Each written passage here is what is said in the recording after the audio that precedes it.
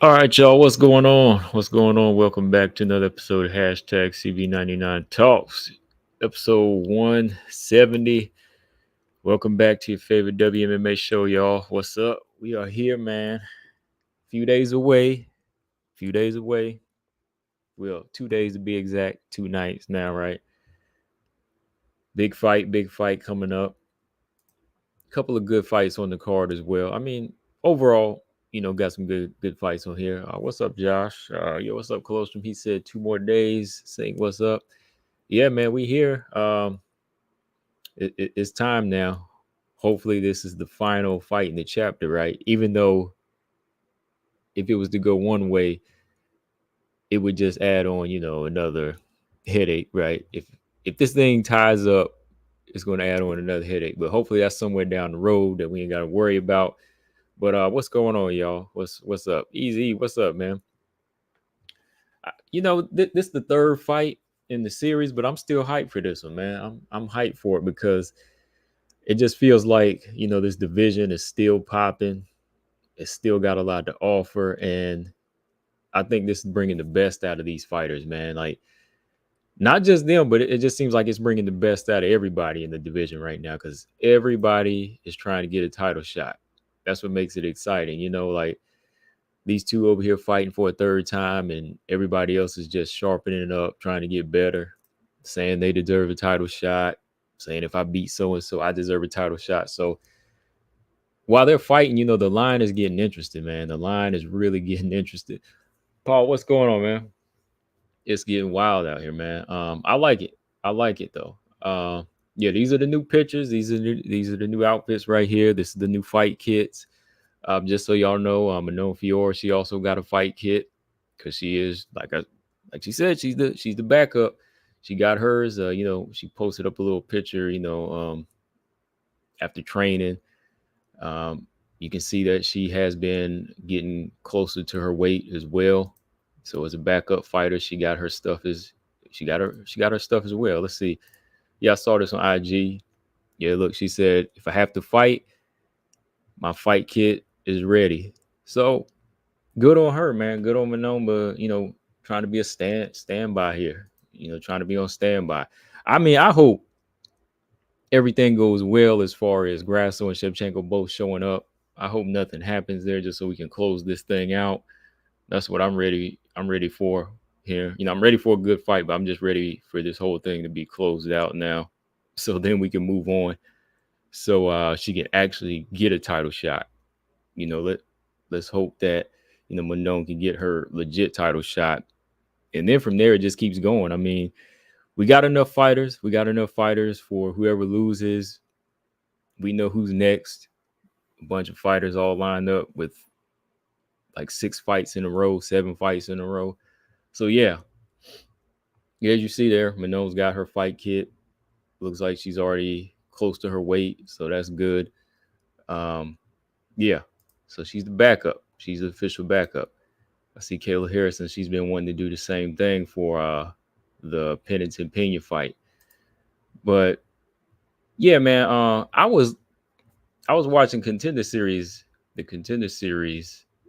couple of nights ago, and I saw this one girl from France, Corinne Leframbois. She was trying to step it up and take on what's her name, Nicole Kalari. Yeah, Paul. Yeah, I'm glad you asked that. How about this fight? It's on the list. It's on the list. Corinne Leframbois, I've been seeing her for a minute. Again, tied to the Beast. She's fought Manon in the past. Uh, who else has she fought? I believe she's fought this one girl that was in bare knuckle boxing, the Jade Wan girl that fought before. She's fought several people, and always kind of a pressure fighter, exciting type of style.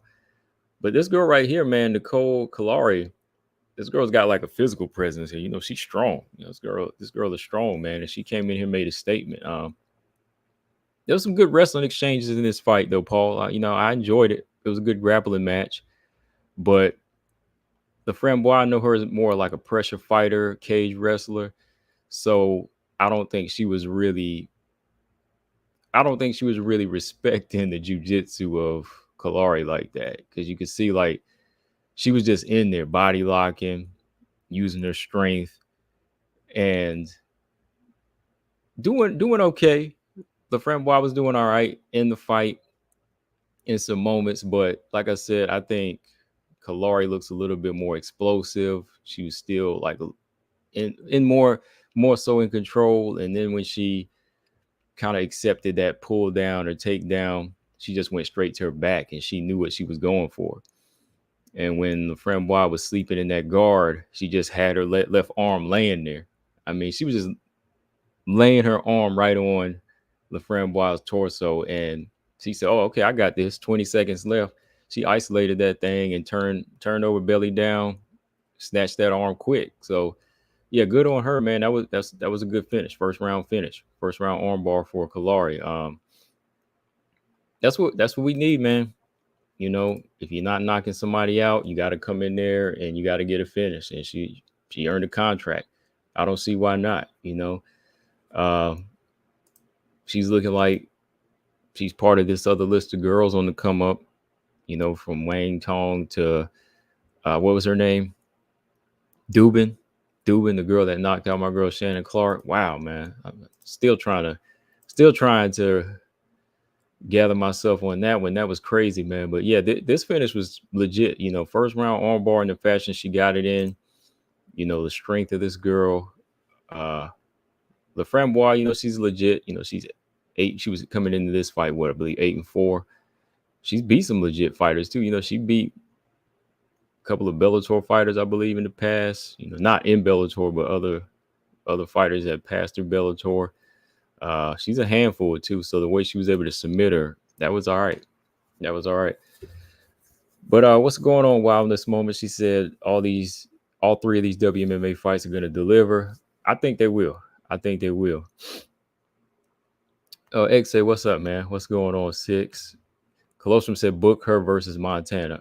Oh, that would be crazy. Her versus Montana, that's going to test some grappling. But you know what I said? Hey, Wang Tong versus Montana. That's going to test that takedown defense, and it's going to test that ground game of Wang Tong. All right. That's what we need. Shoot. This girl, too, she might test Montana, you know, as far as like her strength. But I don't know. Put her in there with a striker first. I would say put this girl in there with a striker and do Wang Tong against Montana. Yeah. James, what's up? Paul said give her Luana Santos. Give Kalari Luana Santos. Oh, I know that ends in a finish. I know that one ends in a finish for sure. Yeah. But I like what I see so far. I believe she's a training partner with Marina Rodriguez. That can rub off, man. Like I'm hoping that Marina Rodriguez is taking notes on this one, you know, because this girl, you know, when she gets to the ground, her submission game is tough. So yeah, with them training together, hopefully that's helping her. Kalari, yeah, I knew she was familiar. Kalari had fought almost 5 years ago to Kay Hansen. She lost to Kay Hansen. She got submitted by Kay Hansen. I remember her now. Okay, yeah, for sure. That was a long time ago. Yeah, it was like 5 years ago. I remember that fight though. And she was like, yeah, okay, she's 27 now. So yeah, she's 22. Yeah, she was young. She was a young buck then, but things have changed. You know, she's been looking solid. She took like 2 years off. Since then, you know, she's been on a tear, you know, all finishes. So yeah, good on her. She's still young, 27. Oh yeah, she fought Siri Kondo as well. Okay. Yeah. So she might be on to something. She might be on to something here. We might have another solid flyweight in the division here. Give her what is her name? Diani Barbosa, or the other 2 girls that got signed, Carly Giudice and Ernesta. Yeah, any of them girls, that's a good name for Kalari. Yeah, that's all right. 6 said Wang is dropping Montana into retirement. Hey, we got to see it. We got to see it. That's why I need to see it. Oh, how about Andrea Lee? Yeah. Wayne Tong, Andrea Lee, or Kalari versus Andrea Lee. Oh, we can't do it. Damn, we resorted to putting Andrea Lee in there with somebody who doesn't have any fights. We got Andrea Lee in there fighting people who are making their UFC debut now. Dang, man. But hey, that's what happens. That's what happens. Easy said Grasso's been mentioned in the Champ versus Champ fight. Oh no, we ain't. I don't even want to hear no Champ versus Champ fight. Not at all. Oh, James. Yeah, I saw that. I was watching that interview. Because I didn't step away. I had like flipped the tab, James. I was watching something else, and I was surfing. I had the interview playing in the background. Then I was wondering why all of a sudden there was dead air. Like when they asked her about the Rose Aaron fight, there was just like dead air all of a sudden. Then I was like, did she go somewhere? Did she forget something? And I clicked back and she had forgot Aaron's name. I was like, man, she crazy, man. She wow. Valentina always be doing that though with Aaron now. She said I forgot her name. Yeah, I didn't know what was going on when I saw that. But yeah, James, just so you know, yeah, there's Manon. She has her fight kit, so she's on standby just in case she got to fight the one or she has to fight Grasso. All right. So yeah, what else went on this past weekend? There was some other fights I was looking at. There was a bare knuckle boxing fight that wasn't too entertaining for a main event. Speaking of, fighters calling for a title shot, like looking at the performance in Natalia Silva, do you think she checks off all the boxes though? Do you think Natalia Silva checks off all the boxes? Like, is she ready? Y'all think she's ready? She's ready right now? I think for me, looking back at her from performance and what she brings to the table, I think at this point, Natalia Silva is somewhere right around there, where she can go ahead and get that title shot. Look at what her style. Looking at her style and what she brings to the table. Of course, there's some things I'm critiquing, and I feel like she's gonna have to work on before she get an actual title shot. But I think when I say she's ready, I think maybe fighting one more fight, that's definitely not out of the cards. All right, that's definitely not out of the cards. Sink said her boxing is suspect. Oh yeah, like you never hear me rank her boxing is when I look at the fundamentals of boxing, I feel like, of course, Chikagin's boxing, I think her boxing is good. I mean, some people will disagree with me with that, but I think Chikagin's boxing is all right. Of course, Grasso, Rose. Yeah, when you look at the fundamental, like the boxing of Rose, she went from Taekwondo to boxing. You can see she really understands it, but there are some areas where Natalia Silva, I think she depends purely on speed. That's why I think it's important that when she slows down, yeah, she's definitely gonna have to tighten up on some things. Yeah, easy. We talking about Silva's boxing. Like, it's not as pure and it's not as pure and as educated as Grasso. I don't think like that. Of course not. Sergio, what's going on? Marcus, what's up? Yeah, her takedown defense, of course, that's proven. I think her physical strength is proven. A lot of those things, I think, can carry her to a title shot. Of course, I'm sure she doesn't want to wait around. In the meantime, of course, she can fight somebody else. And if she fights somebody else, that's the fight where, she can sharpen up on some things, work on some things that she just work on some things to take into like a 5-round fight. So I kind of hope they give Natalia Silva a main event at this point, man. Like, give her a main event or a co-main event where she can get a 5-round fight. I would like that. I would like to see that. Aaron's gotten one, Rose has gotten one, Manon's gotten one. Did Tyler ever fight a 5-round fight leading up there to her title shot? I don't think so, right? Was it? No, the Aaron fight wasn't. That wasn't a 5-round fight. No. But yeah, I think that, yeah, she got a chin too. She's got the chin. I think that's very important. So, with the chin, And with the chin and just her durability, I think a lot of that stuff can carry her far. But like pure boxing, I don't really see that. That's not really her style. But being a little bit more technical instead of speed dependent, I think that'll carry her a little bit further. That way she won't have to use so much movement in the future.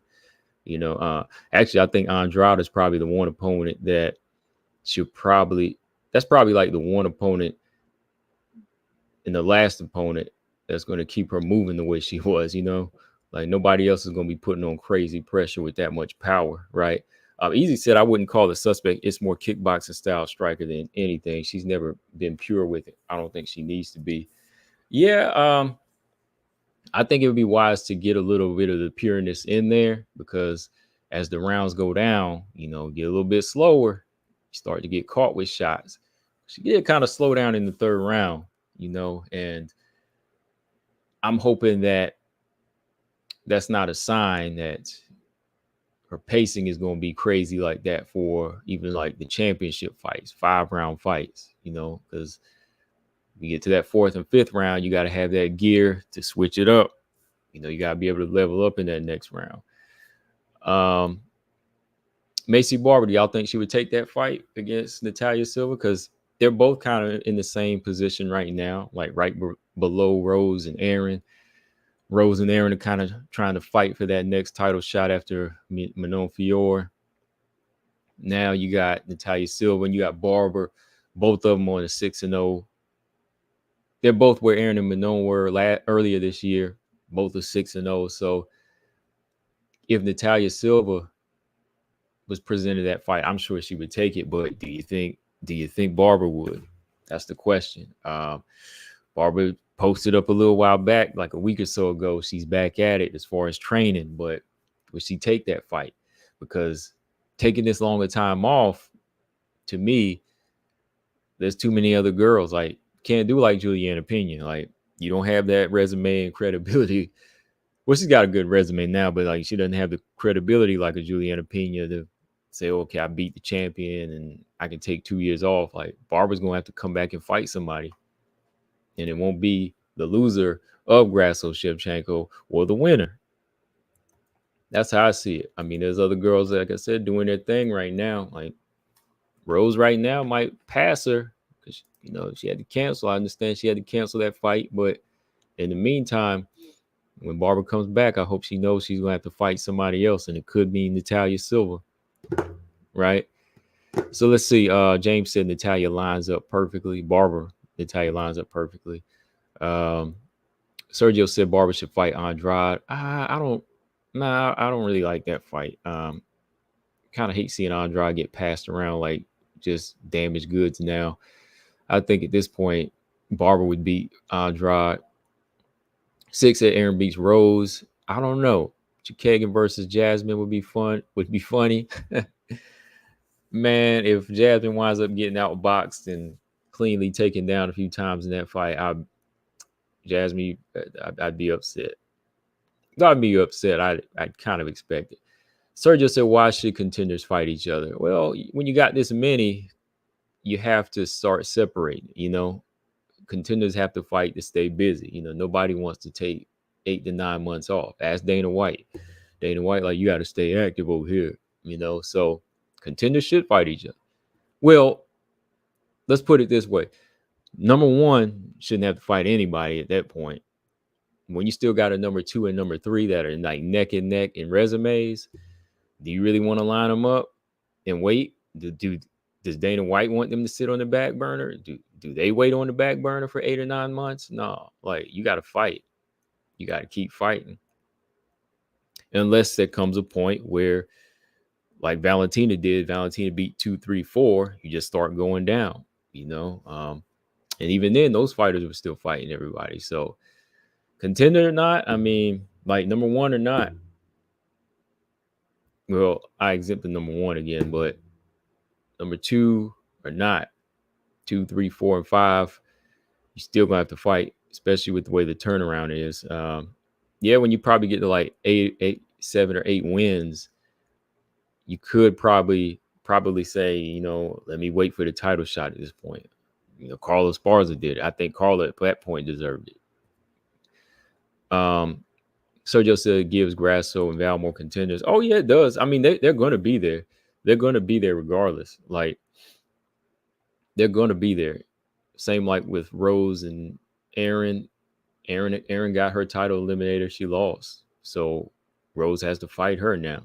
Rose is the most consistent she's been, and she wants to put in that work to get better. So I wouldn't deny these fighters a fight, because these fighters want to fight. This is how they get paid. This is how they get paid, So contender versus contender still makes sense in that. Like, you can't stop the division. You can't stop it. Financially, of course, that's the big one. These fighters want that money. They want that belt, but they want the money too. While they sitting back, they ain't getting paid. These the flyweight division might be one of the best divisions, but let's be real, these flyweights, they don't have no Ronda Rousey or what's her name, Caitlin Clark endorsements right now. I don't even know much about her, but I just keep seeing her everywhere and on Gatorade now. So I know Caitlin Clark must be making a lot of money off other stuff. So I'm just saying, like, they put on great fights, but these girls ain't making money like that. So yeah, they'll want to fight. Barber not a threat. James said Barber's not a threat to nobody. I think she's a threat. I think she is. I think she is a threat. Barber, once she shows up, the girl likes to fight. Barber can fight. Barber can fight. And I think when she's backed into a corner to have to fight, she will fight. Yeah, there's always a threat level to Barber. Like, is it a threat to like the champion? Grasso already beat her before. So I wouldn't say that. I wouldn't take it there. But yeah, Barber, she's still a threat. There's still a threat there.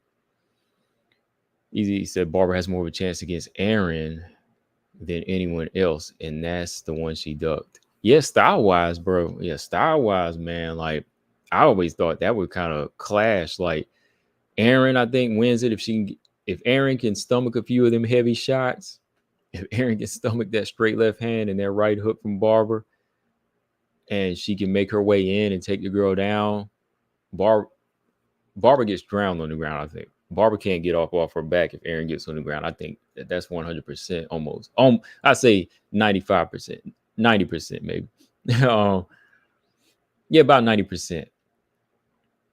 But if it plays out on the feet, like in the pocket, Barber has a chance to connect, and Barber hits hard. Like, let's be real. Like, Barber from a distance can't really strike like a Grasso or pick you apart like Valentina like that, against other rangy fighters. But once you come straight to her and your chin is right there, ask JJ Aldridge, Jillian Robertson, the man, the E-Boss, and ask them girls, she hits.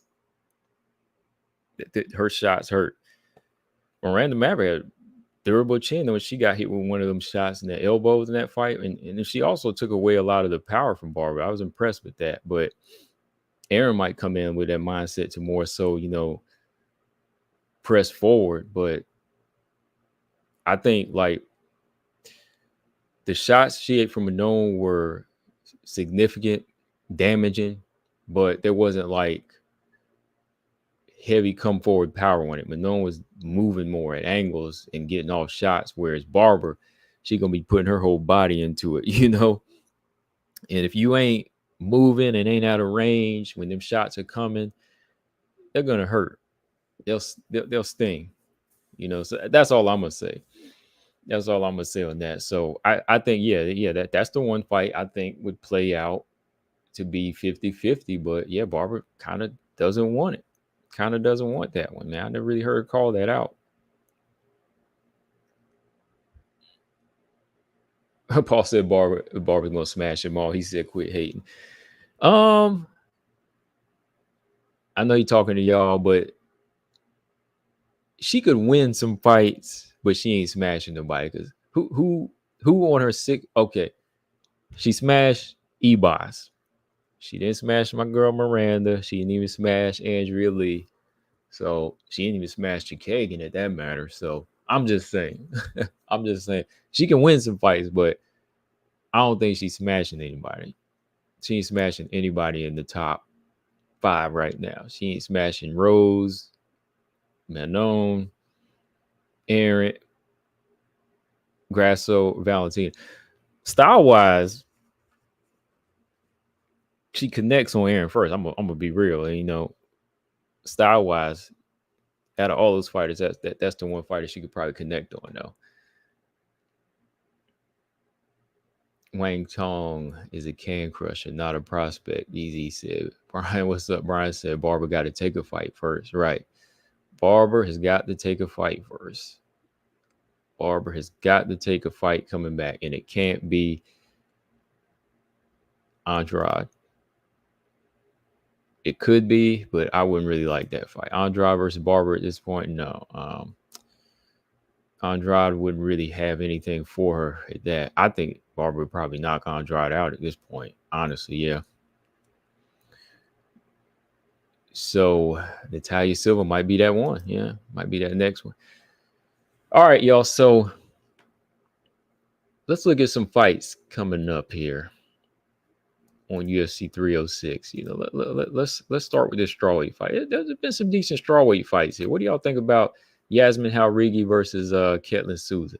They don't even look alike, but I keep thinking Ketlin Souza and Luana Santos are the same person. I keep switching their names up. They don't even look alike, man. I just keep maybe because they both were, maybe because Ketlin Souza was at flyweight too. They came around at the same time, but after that Kareem Silva fight, Ketlin Souza, she went down to 115. I mean, can you blame her right now? Yeah, I can't blame her.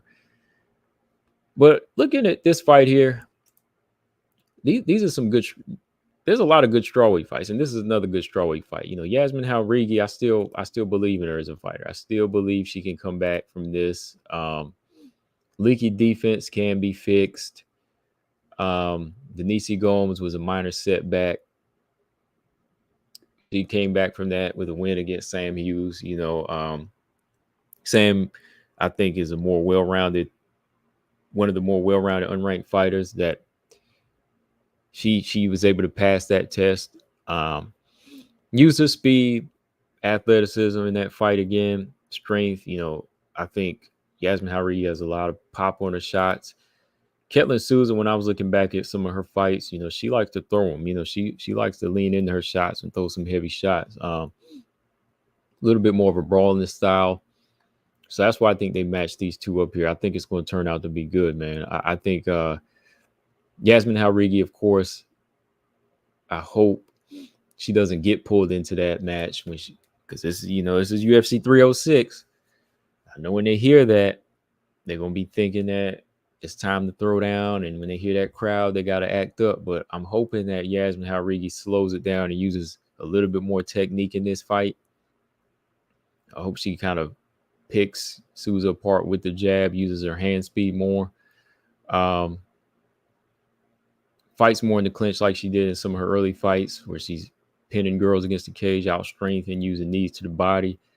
I think that strike-wise, I see more of a nice variety from Yasmin Jauregui, but don't count Souza out, man. Souza, she can bang, man. That girl can hit. She can throw some good body kicks and body strikes too. So if she lands clean on Jauregui, maybe a good 1-2. Let's see how she reacts to that.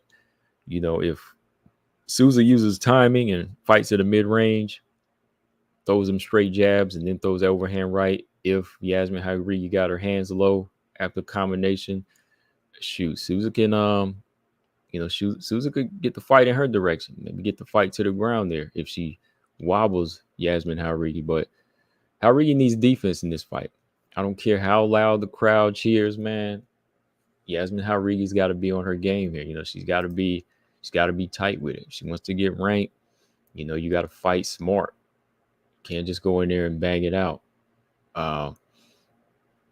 Those knockouts like she faced against Denise Gomes, even those wars like Yasmin Lucindo, they add up.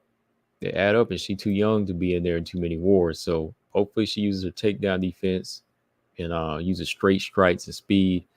Use it Joanna style, keep your head back a little bit. Joanna used to take shots too, but she used to still come back with combinations, and she didn't lean into it all the time. So you feel it. You're dealing with a power puncher. Use that jab, man. 5'3", 63-inch reach for Ketlin Souza. I think Yasmin Jauregui's like 5'3" as well. Hold on.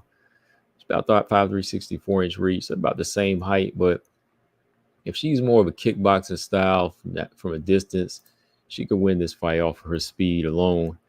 Yeah, Souza got hands, man. Her combinations, they are creative. I like the hand speed and the way Yasmin lets hers go, but at a mid-range, Souza, yeah, she can throw some body shots, man. Like, she throws some good body shots and some kicks, man. So that's what Yasmin's got to be prepared for. Be prepared for her to load up and try to counter anything she's throwing, and she's going to throw with force. I already know, man, these girls are going to throw down. Like, the technique might go out the door at one point in this one. So I don't know. I don't see this one going 3. What about y'all? Do y'all see this going 3? Oh yeah, James 6. Whoever asked me earlier, yeah, I am going to have the Canelo fight on the side. Berlanga stops Canelo. I can't even imagine that. Like, maybe winning by decision somehow. That's possible, but him stopping him, if Bivol couldn't stop it, I don't see Berlanga stopping him. Not at all. But yeah, let me see who. Paul said Souza could barely handle Marnik, man. She couldn't finish her. She couldn't finish her. Marnik, man, spent a lot of time moving in that fight. But if Yasmin Jauregui, they meet head on, she could win this fight, man. Got to be smart in a performance like this. Because she's got a few stoppages on her resume. She's been stopped. She's got a few stoppages on her resume early in her career. Yeah, Berlanga beats Canelo, biggest upset of the year. Probably, yeah, it probably will be. So I'm going to go with Yasmin. I think I'm going to go with Yasmin. Who do y'all got? Sergio said, I feel like Aldana might be too fast.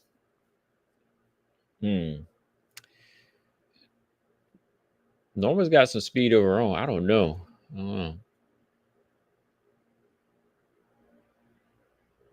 Easy said 50-50. I don't like Souza or Jauregui, to be honest. Okay. Brian said fan pick Souza.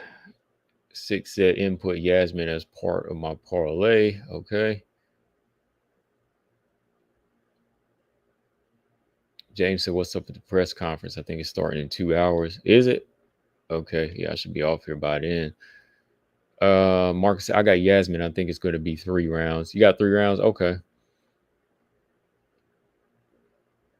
I know there's going to be some knots up in here. There's going to be some mice under the eyes here. Mark said, I got Yasmin. Going to be 3 rounds. Zama said he got Jauregui. Sergio said he got Jauregui as well.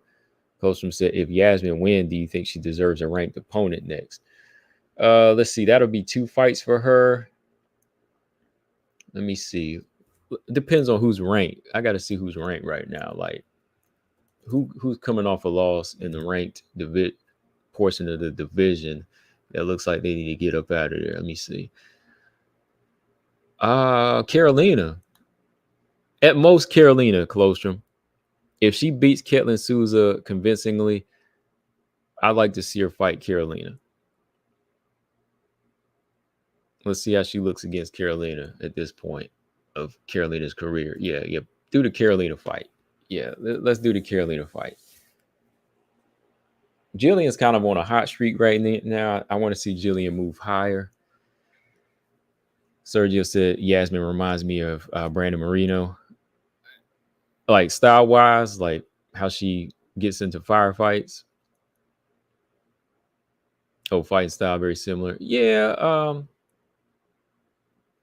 I see a little bit more technique in of course in Brandon Moreno, but he'll get pulled into wars fast. Two Beats, what's up? Two Beats, what's up? He said, sorry, I'm late. I think Yasmin will win a decision in an exciting fight. What you think of the contender winner this week? Oh, yeah. I just talked about that, Two Beats. I think she's good. I think she's good to go. We'll see what she brings to the table. She seems strong, seems to have some grappling, but I think the real test will come in when she makes a UFC debut. She's got the physique and everything. She seems to have that explosiveness. Kalari does. So yeah, I like it. I like it. Dubin, Dubin last week was on point with her knockout. So I'm just liking that these girls are coming in there and they getting finishes right now.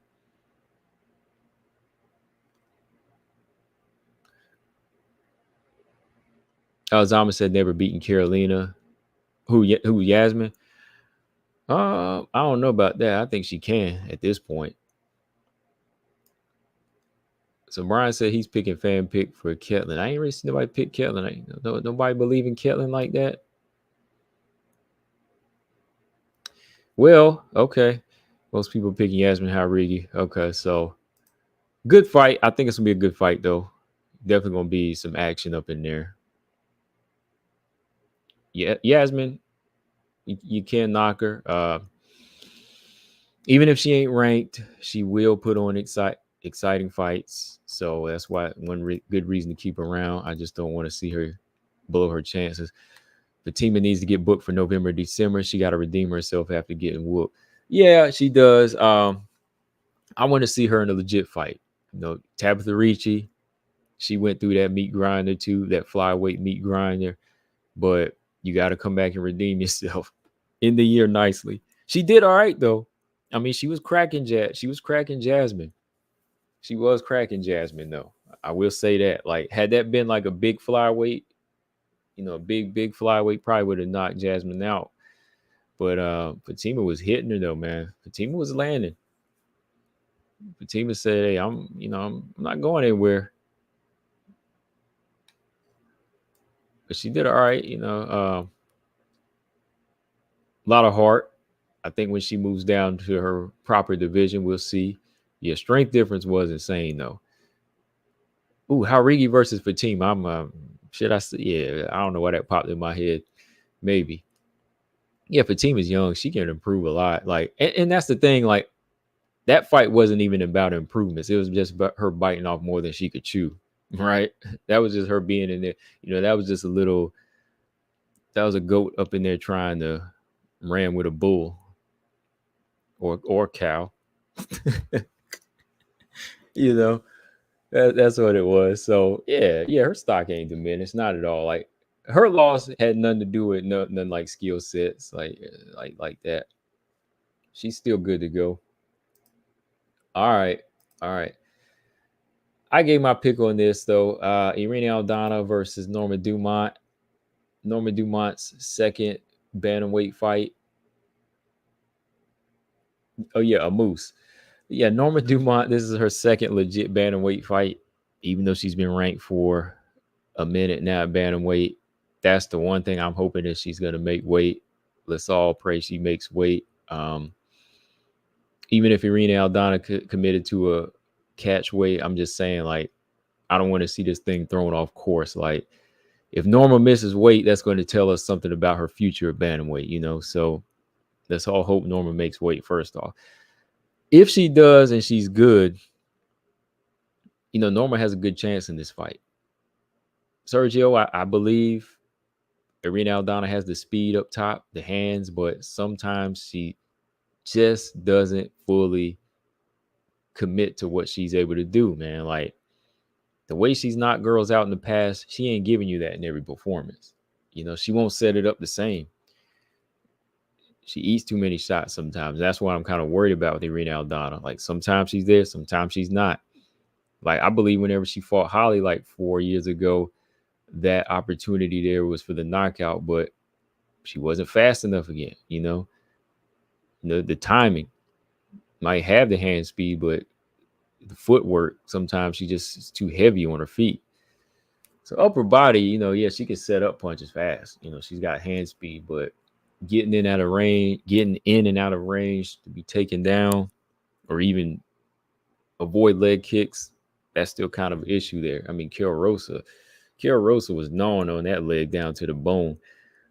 Had it been by the closer by the knee, behind the knee and the calf, it would have, but she was tearing that thigh up. And Irene Aldana was just taking them shots. She was just taking them shots. So I kind of wonder about her IQ sometimes. Like, where's the adjustments being made? Even in the Macy Chiasson fight, like, I'm looking at some of the adjustments. Like, that fight was getting tight against Macy had she not landed that up kick. So I'm just looking at, over the past few years, what I've seen Irene Aldana do well,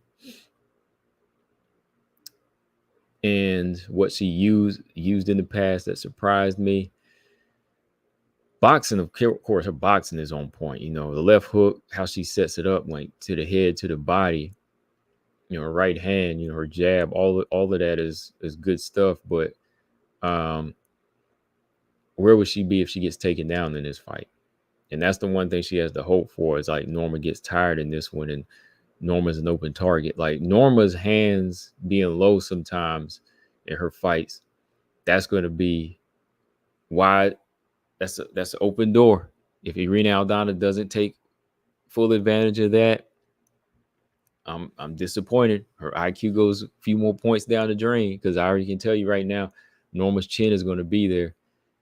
And Norma knows that too. So Norma might try to take her for a ride. Norma don't want to repeat what happened before against Megan Anderson. That's why she fought GDR. She went straight to the ground. So Norma might be looking for that type of fight. Norma, she could throw a few shots here and there. She can move on the feet, but takedowns is probably where she's going to be focused. And, her grappling is probably the big key to victory they're looking for. And I think that is too, Irene Aldana, she just really needs to me, throw a few of those calf kicks early, start working Norma's body, slow her down, throw knees up the middle. Because I already can tell you Norma's going to shoot straight, thinking that she can just take Irene Aldana like that. So she's got to be ready for that timing. Throw them knees to the face of Norma and hurt her. But on that, I have to kind of rock with Norma in this. I think this is like, I just kind of think this fight right now, the time is being scheduled and the time is happening right now. I kind of think Norma will be able to pull this fight off by decision. I mean, what do y'all think? I think Norma has enough in her to win this one. Norma and Dumont. Okay, who y'all got? Aldana and Dumont. A puncher's chance, boxer's chance. If she keeps it standing, Irene Aldana, no doubt she can win this fight. But I think Norma's gonna spend a lot of time taking Norma down, taking Irene Aldana down.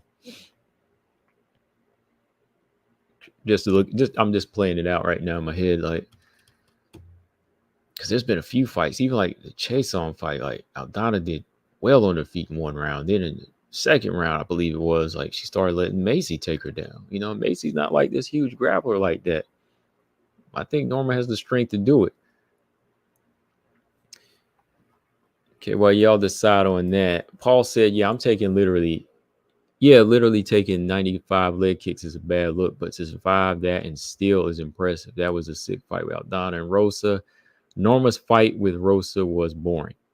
Yeah, two different fights, yeah. But that's what it is, Norma doesn't mind making it boring. I think Norma, that's why I picked Norma in this fight, because I think she's coming with more of the mentality to win and not just put on a show. And if Irene Aldana just comes to bang like she did against Carol Rosa, she loses. That's how I see it. Now, if she comes to actually, use technique and stay sharp and try to pick Norma apart this time, which would be wise, because, 95 leg kicks, shoot, that is impressive. But kept her out for a while. So I hope that damage is not going to carry over into this fight. I'm hoping that she's healed up. She's good to go. Closeman said Irina always struggles with grapplers that was losing. That grapplers she was losing to Macy before it's the up kick, and she got out grappled by Holly Holm. Oh yeah, Holly was swimming, boy. Holly took her by the hand and she was taking her into the ocean. But yeah, Macy was. That's what I'm saying. Like when that Macy fight happened, going into the third, it was pretty much tied up. But then Macy took her down. I'm like, Macy about to win this. But Macy had to get up, eat that heel to the liver, and that win's a win. But yeah, just them things like that. 2B says, speaking of hands down, what do you think is the percentage of fighters who have successful careers fighting with their hands low? What's the percentage? Let's see. The percentage of fighters having successful careers with their hands low. 25% maybe.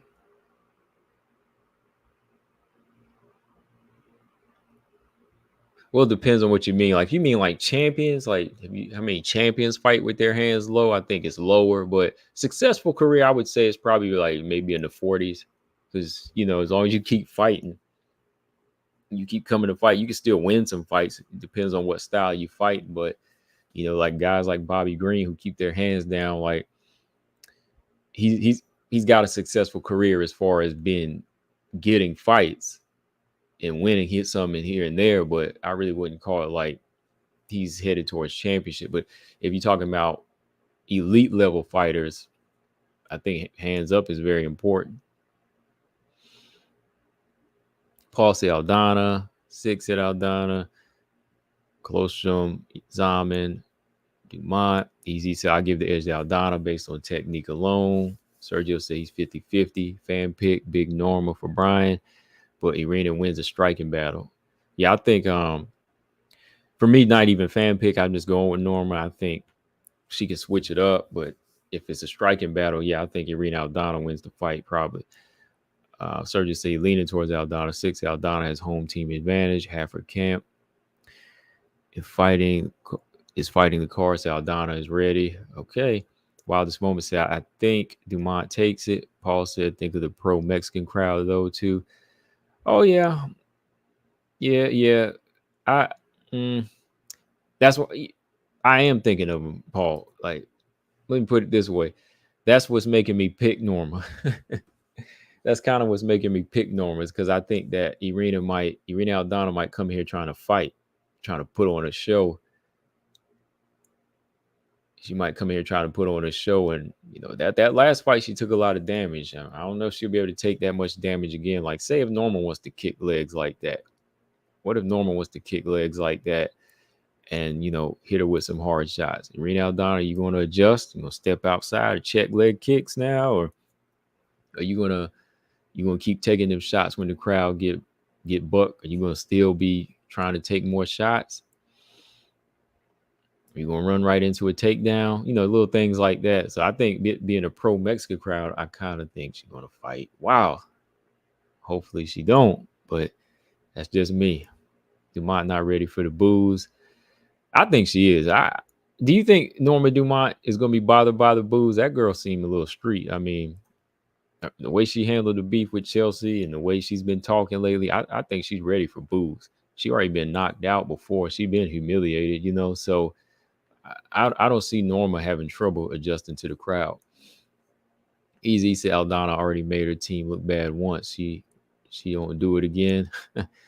While this moment said Dumont takes it, she's good at sticking to a game plan. Look how she handled GDR. That's what I'm saying. That's what I'm kind of basing it off of, is that GDR, even though she'd been out, the girl still had a chance at outstriking Norma. So Norma said, I'm taking it. I'm taking it on the inside. I'm taking it down. And you remember Irina Aldana been around for a few years too. And again, her IQ hasn't been the highest.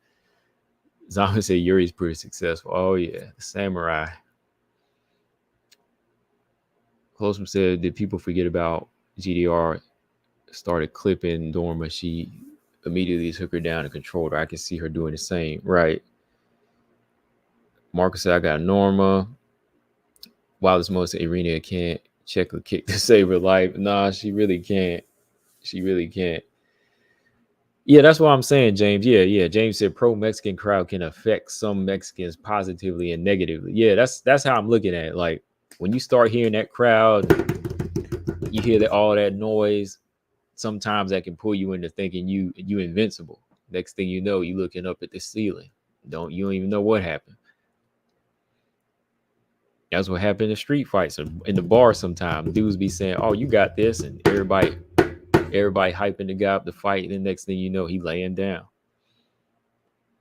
mouth bleeding and everything. He thought he can beat this dude. Didn't even know he had more skills than him. He just heard everybody cheering his name, got knocked out. Yeah. Brian said Norman don't care about booze. He don't care about that. Norman and Val need a finish for real. Yes, I can't.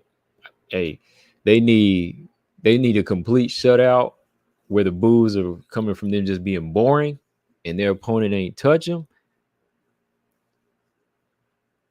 Like Valentina needs like a pure clinic where Grasso almost looked like a D-level fighter, like she just lost everything. But they really need that finish. They really need that finish. James said, I see in a lot of interviews. I like her style. She really loves her some Strickland, but the questions she was asking Bullet was going way off the rails. It is her style, though.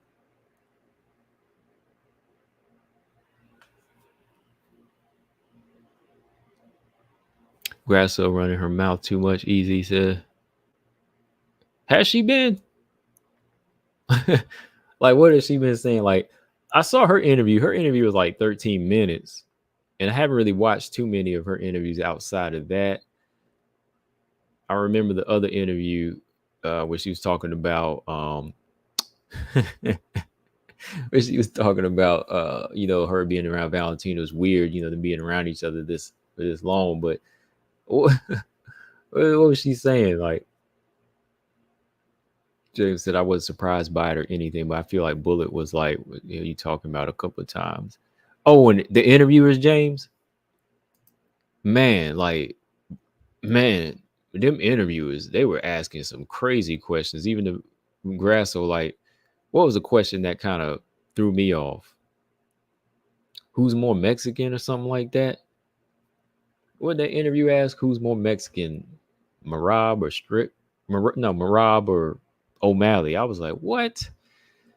And you could see the reaction of Grasso right there. Grasso, like, she wanted to cuss him out in Spanish, man, because he asked that question and then he asked, like, what type of ring entrance, ring entrance she was going to do.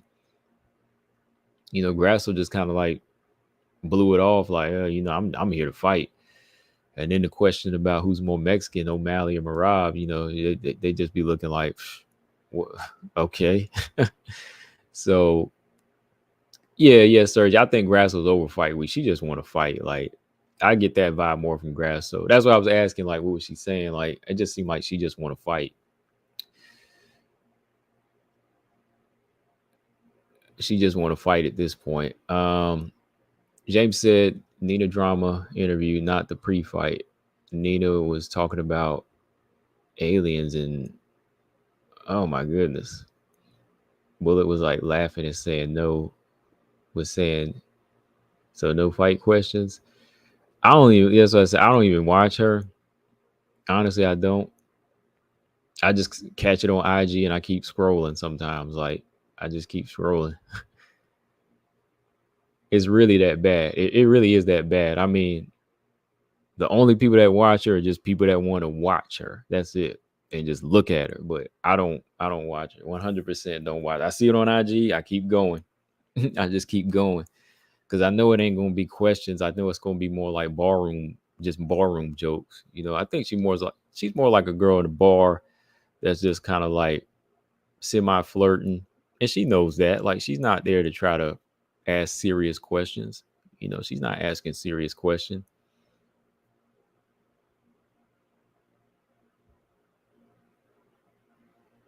EZ said she was talking about this and Valentina's style on the slick, talking about Wade Lee saying Val's style won't work for her. Oh, okay.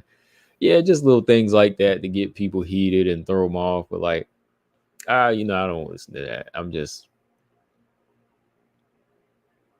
Yeah, T Beast, I know he just said that he talking about the Nina thing. Yeah, yeah, she just does funny interviews. Yeah, so I don't really watch. I mean, to each their own. Apparently, it's working, it's promoting in some type of way, but it don't really tell people about the fighters, like what they do. So whatever. But yeah, let's get this in here because I am ready to talk. Let's talk about this a little bit now. All right, boom. Here it is. These are the new outfits. These are the new fight kit outfits. Let's see. We got Grasso in these gold gloves, black, Valentina in the green. All right. So it's here. I'm ready to get this thing over with. I easy say I like Nina for what she is, entertainment. Right. If you just want to stop by and hear some crazy talk, yeah, fine.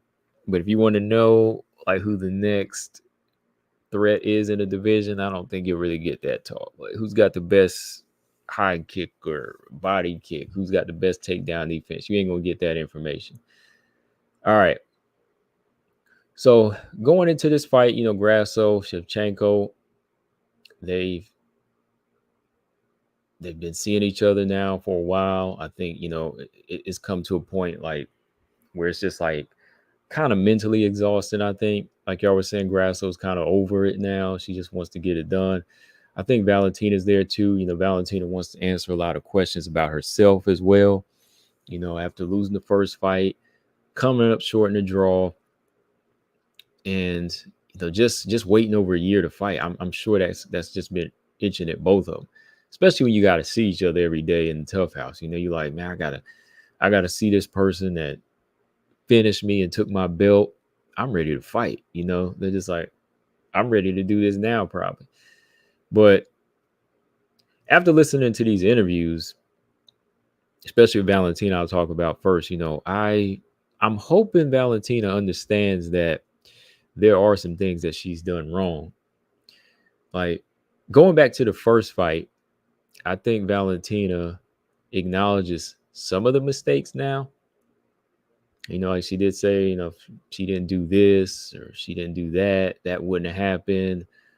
Just said Grasso was looking for that one opportunity. That was like a little while back. But it was still a mistake on her part. So she acknowledged that. But after seeing the second fight, I thought she won. I still think there was room for her to really win. There was still a lot of room for her to really win. Like if I was in her corner and I saw how it went and she lost, I would just be honest and say, I know why. Same with the draw. Like I think she won. Few people think she won.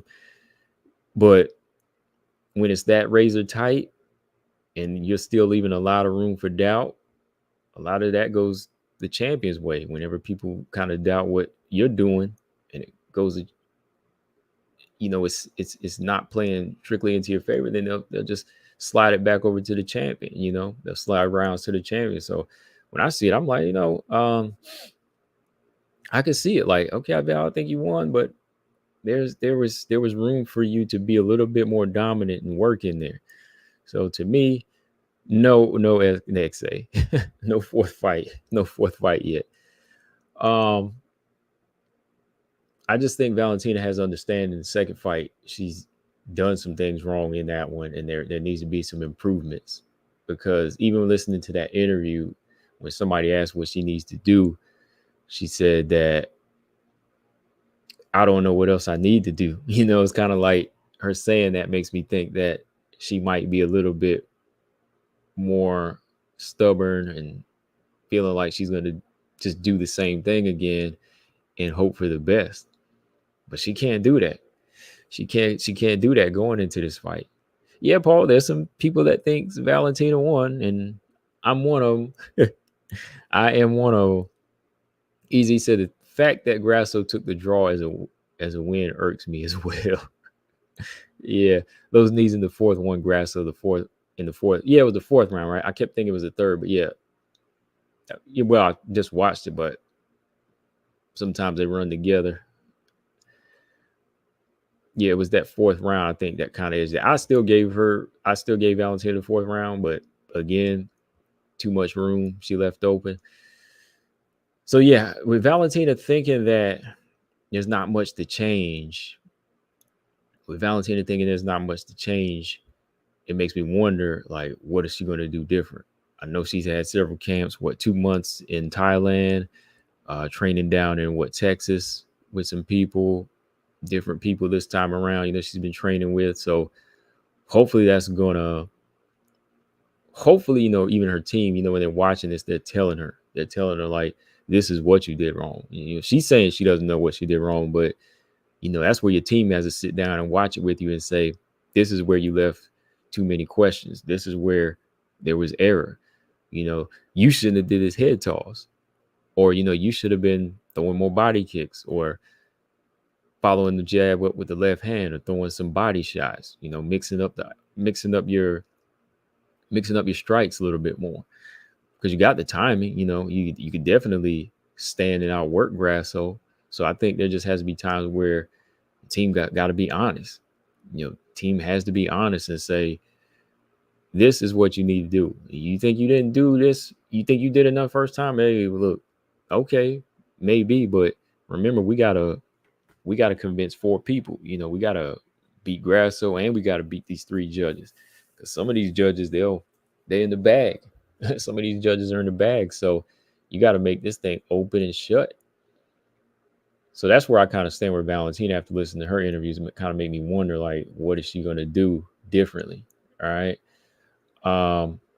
Grasso, on the other hand, I think after watching that second fight, I still think that she is that thorn in Valentina's butt. I think she is, where she's kind of settled in to her groove here and there.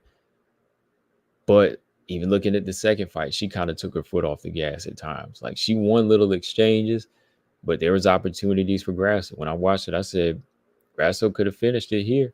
She could have finished it there, like even with the knees and the second round knockdown. But that just shows you that Valentina still is still that fighter. She still is that fighter. But Grasso, she's come a long way. She's come a long way, I think, to she's come a long way not to, to have those little points in that second fight where she did. Like, she should have been on it. She should have been on it herself. But again, with her having the belt and having more of a, I don't want to say guts, because all these fighters have guts, but let's say that Grasso has that level of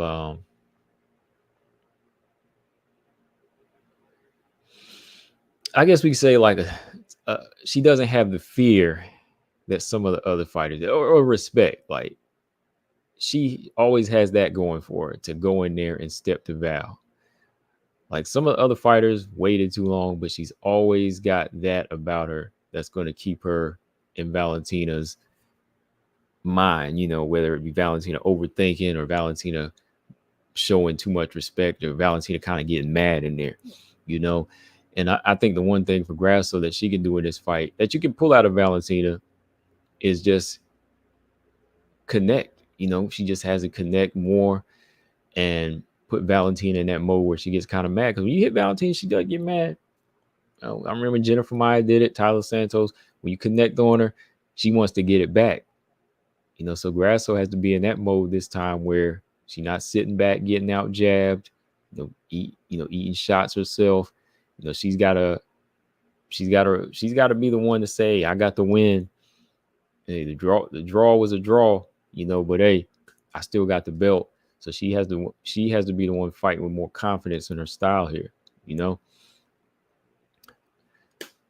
Sergio said, which stance do you think Grasso is going to fight in? I think Grasso, she'll probably switch back and forth, but I still kind of think that her southpaw style might be more prominent again in this fight. I think she still might stick to that one, because her, usually doing orthodox, she knows when she switches to southpaw, having that hard front hand, that hard jab and hard right hook is very effective. and that left hand is going to be tricky too, So I think when she switches to that southpaw and keeps it, whether she does it full time or not, it's still going to be present in this fight. It is. I think she's going to use it a lot because she did wonders with it as far as making Val step back and stop and think. So yeah, I still think that stance is going to be there. All right. XA said I had Val won the second fight, but the records show it was a draw. So Valentina pull it out is still 1-1. Exactly. Yeah. Yep. Still gonna be 1-1. And we ready to move on. Yep. Paul says, James, how do you feel about Val antiquing and watching the sunset on embedded like an old lady? Wow. Hey man. Can't enjoy the sunset, man. Come on. I know why Paul's doing that. You try to get him going. Easy said combo at combo. Grasso did have a finish when she dropped Val, but she rushed it and let her survive. Val legit rocked when she got up. I told you, yeah, that's what I was just saying. She let it go. She had a number of times. She had the 5th round, possibly the 4th round, the 2nd round. Valentina was groggy in the 2nd round when she got hit and she rolled and got back up. She was groggy because she ate a number of inside punches, but that's what I'm saying. Like Grasso can't take the time and admire her work. You got to keep going. She did it the first time. She did it the first fight, but the second fight there was just those opportunities that she missed, and it gave Valentina a chance to rally back. But for me in this fight, let me see. For Grasso, well, let's start with Valentina. I think for Valentina really needs to focus on, starting early with her jab. I think she needs to do that because, again, Grasso keeps the hands high, but her defense can be penetrating. Like I think Grasso overall had some really good quick combinations, but there was times where Val would pop the jab, step back, and she would make Grasso miss. So I still think Valentina has that timing down, quick timing where she can hit her with the right jab and move. But at times she's going to have to be ready to throw the right jab, step to the right, and throw a clean, straight left hand. So one thing I'll say, Valentina can't throw the same telegraph combinations. It's got to be a mix up here. She's got to throw her jab to the chest and body.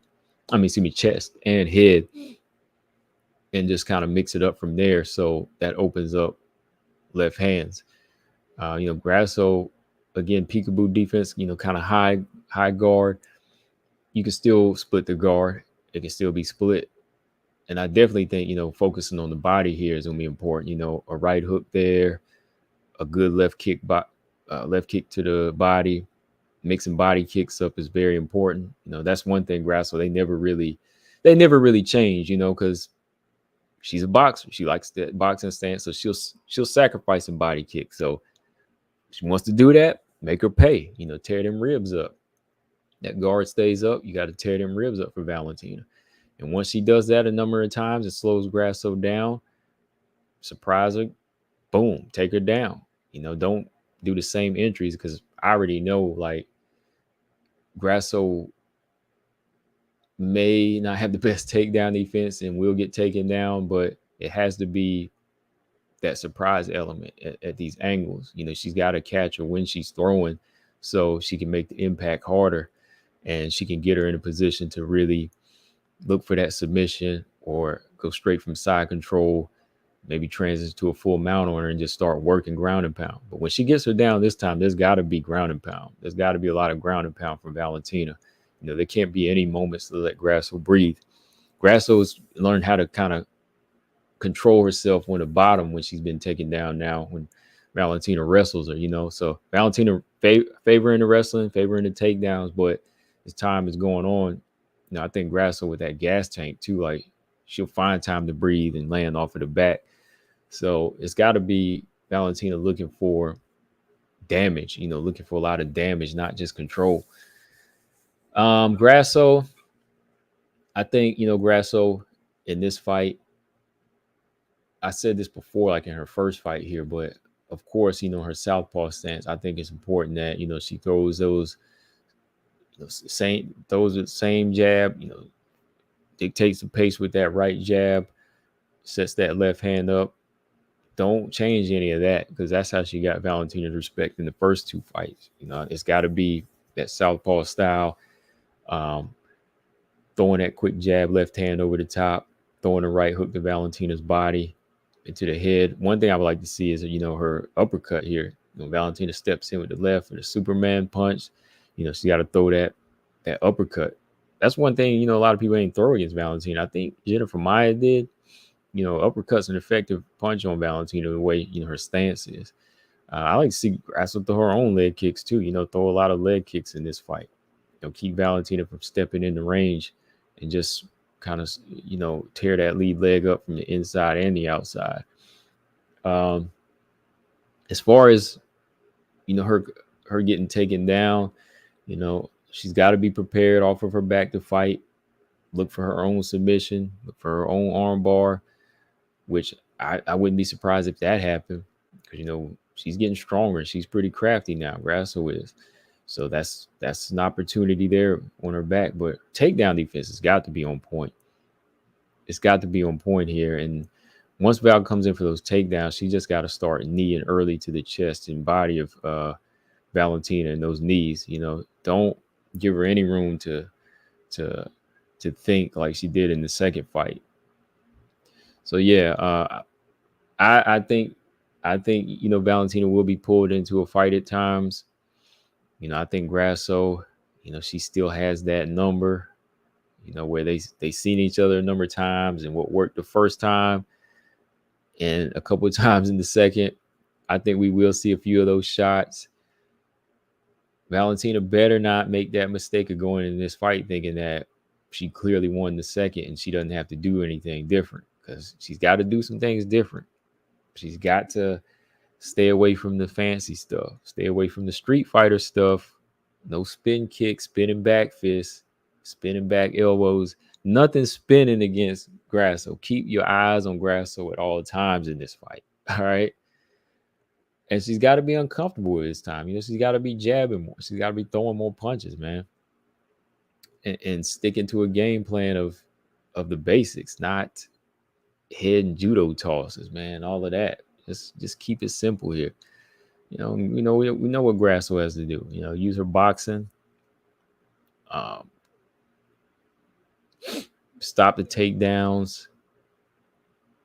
Make those wrestling exchanges hard on Valentina. Wear her down. She's Valentina's the older fighter here. Even in fight years. So I think Grasso still has that going for her. I think Grasso's energy level, if it goes to 5, it's still going to be there. Especially, man, with the Mexican crowd cheering her on.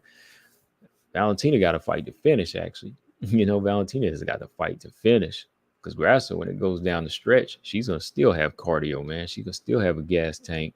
And in the 5th round, she's still going to be looking for a finish. And that's the difference between Grasso and Shevchenko. Like Grasso, she's going to be looking for a finish all the way to the end, where I think Valentina, she'll take the finish and she will fight to control sometimes and dominate, of course, in the past. But in the 5th round of this fight, she can't just be picking and choosing here, little scrap shots here, throwing out little BS strikes. It can't be that. She's got to be hitting to hurt Grasso at all times and throwing them combinations like she did in that 4th round where she hit, I think it was the 5th round, 4th round, where she hit Grasso with like a 1-2-3. She hit her with like a jab straight and a hook, and it kind of wobble. It didn't really wobble. It just kind of like thudded on Grasso, where I kind of saw it in her eyes, like she was a little dazzled by it.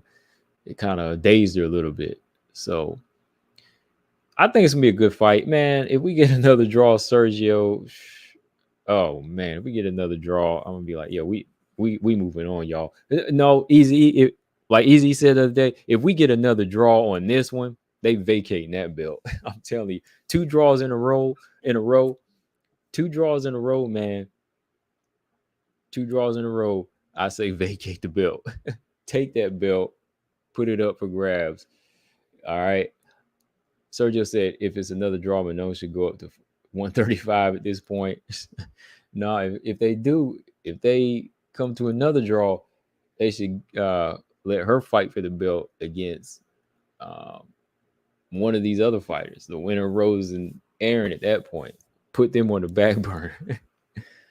But yeah, I'm gonna go with Valentina again. I'm gonna stick it out. I think Valentina is the type of fighter that, even though she got done dirty in the second, she lost the first, I think she's got enough skills to come back here and get her belt back. I know it's tough. I know, looking at it a couple weeks ago, almost a month ago, Izzy almost got it, but he couldn't do it.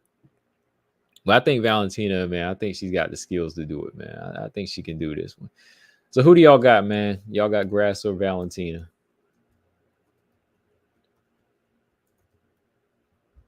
I think we already know who James got. James is like the only one I ain't gonna ask. Like, James we already know who he's picking, right? Watching that rematch, I had it round one. I gave 1-3-4, 1-3-4 to Valentina. 1-3-4. Definitely didn't give it round two. I think round two was Grasso's most convincing round in the second fight. And of course, yeah. The fifth round, she had a big moment. I'll say that.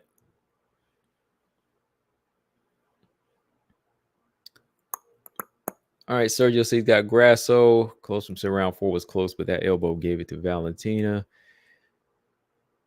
Easy said Grasso's mistake will be banking on a hometown decision. She may take the night off. Zama said Grasso. Mariah said Grasso. I think she does what she planned to do last fight. G. Frank said I picked against Grasso the first two times, so I'll roll with her this time. Grasso by decision. Okay, I'll stick it out. These are the only fights at flyweight I pretty much be getting wrong too, because I'm just picking Valentina at this point because I think she can do it. All right, Marcus, he's got Valentina.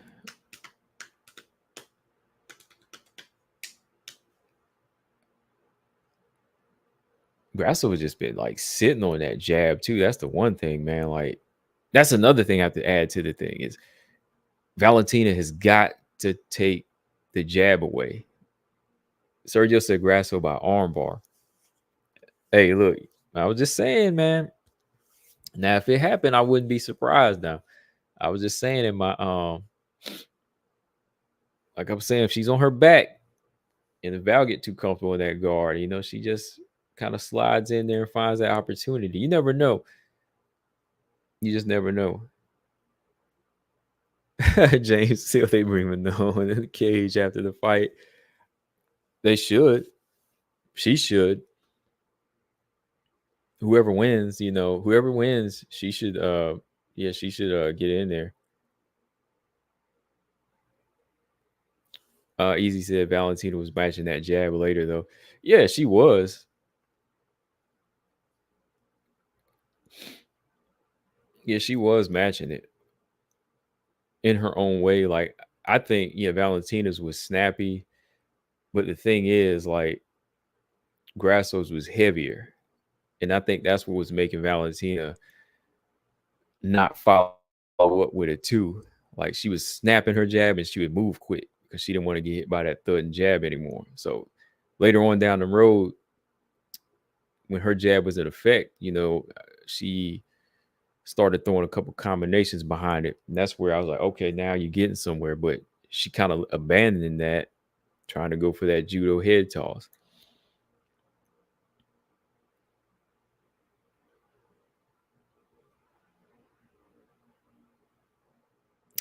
Sink said he thinks Valentina will retire if she loses. What do y'all think? Do you think she loses?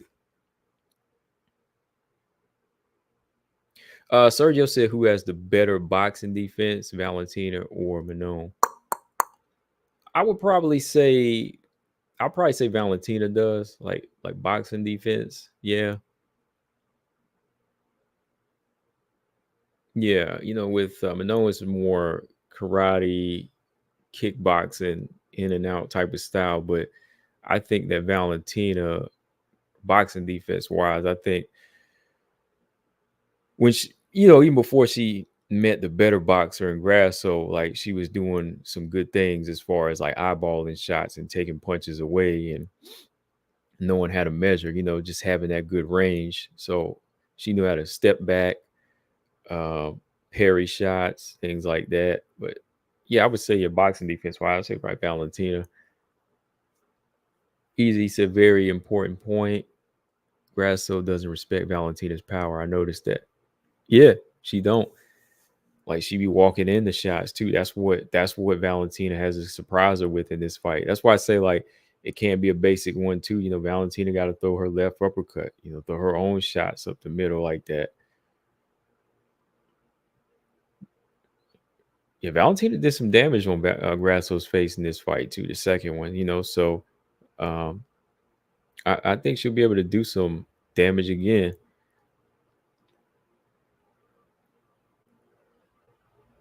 And after getting knocked down too, let's be real. Like anybody that ever been knocked down or knocked out, even these professional fighters, it's kind of you know it too easy. It's kind of hard to stand in there longer than you need to against somebody that knocked you down or rocked you or knocked you out, buzzed you or whatever, hurt you bad. Like that second round, when Valentina stepped in, caught the left over the top, and then that right hook, and she got dropped. That's gonna make you think twice. Like it's gonna make you think twice about stepping in. Like even in that fight, that's why even when she got the jab going and like she wasn't following it up as much because the longer she stayed in there, that heavy right hook was gonna come in again. So yeah, when a right-handed person switches southpaw though, man, that right hand is heavy. That's why a lot of right-handed people switch southpaw. Like when Terrence Crawford, he be doing that, man. He be tearing dudes up with that right hook. Sergio said Grasso was talking about being on Dancing with the Stars. What? Where y'all hear this? She gonna be dancing. She gonna be dancing Saturday night, man. She gonna be dancing Saturday night, seeing stars if she don't stay focused.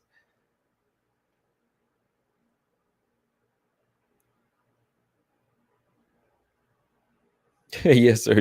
Yes, sir. I've been rock before. I've been back to basics real quick. Yeah, I'm just gonna take you out of there real quick. You be like, I ain't staying here too long, especially when it's a hook you get hit with. Be like, oh no, I'm going back out here.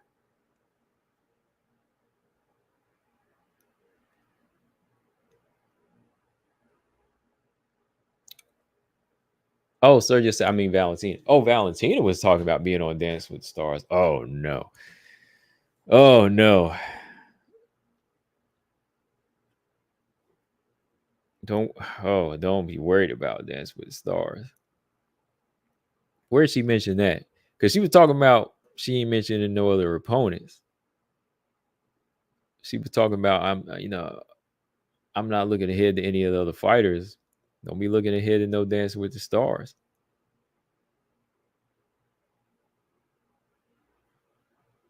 So just said it was on YouTube Short. UFC posted it. Maybe she just having fun. I hope. He said I might have to change my pick. Oh man, that's what I'm saying. That is what I'm saying.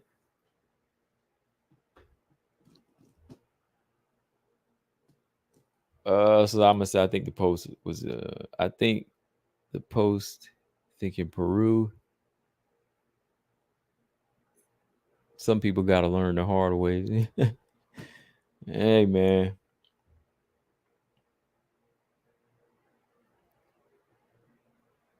Sir, just wait a minute. Let me see. Somebody put a link. I ain't going to be doing a bunch of searching for it. I got to see it right now. Cause hold on. Valentina on Dancing with the Stars. If she talking like that, but no better jump in the cage right now. Then say, okay, we gonna fix that.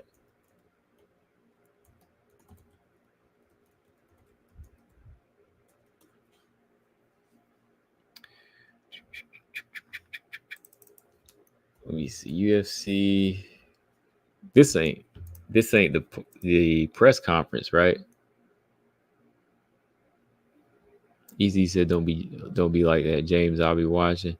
Closer said James, take a link. Oh yeah, there'll be some links out Saturday night if y'all want to, talk about this fight. No one's Facebook is safe. Okay, hold on.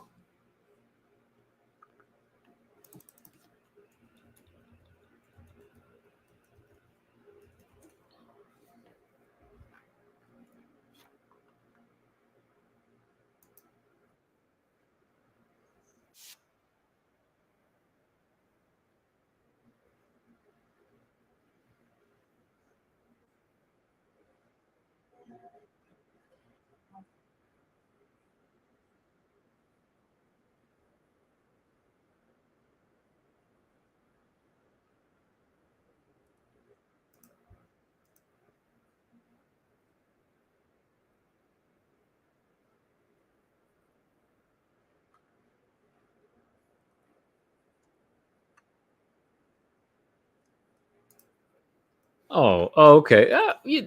That, maybe in the context that it was in, I saw it. I saw it. Maybe it was a question somebody asked. Maybe it was just a question the way somebody asked, and she just answered something. Maybe they asked what she do outside of fighting. So I don't think it was anything like she's focused on, but she dances anyway. She dances in the cage anyway. So no, I'm not changing my pick off that. It was, you got to look at it in the context, and you got to look at the picture she was signing too. So look like the picture she was signing. She was kind of dressed up or whatever, looking fancy. So they probably asked her something about doing things outside of fighting. So I think that's all that was.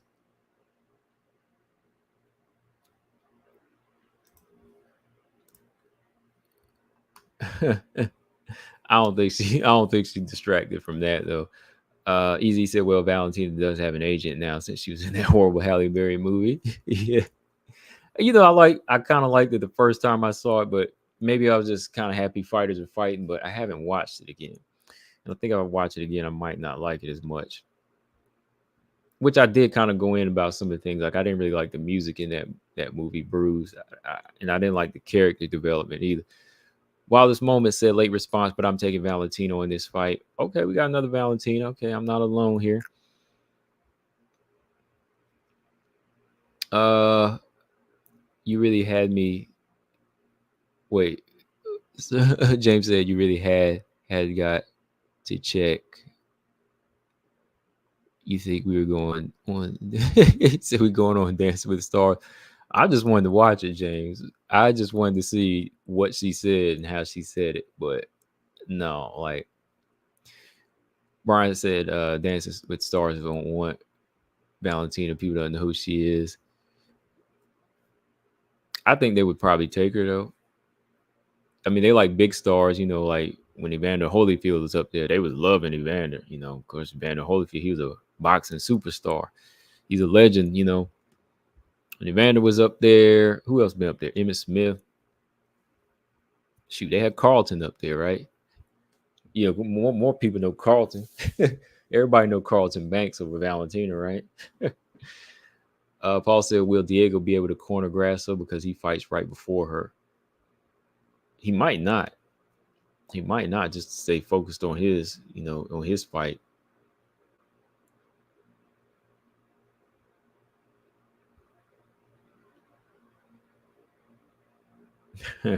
G Frame said Valdez like a white chick at a reggae concert. Well, she is a white chick, right? She is. It'd be worse if you said that was like how Aljamain Sterling danced. Colossus said they'll get my final pick. Yeah, it's Valentina. I'm not changing it. It's still Valentina. I'm gonna stick with Valentino in this one. I'm not betting any money on it, so I think she can do it in this one. Did you give yours, Colstrom? That's the question. I didn't. Did I read yours out? I didn't see yours. Ain't no Dancing with the Stars video gonna change my pick like that. Simon said Ortega will fraud check Lopez. He gonna test him, man. Ortega's dangerous.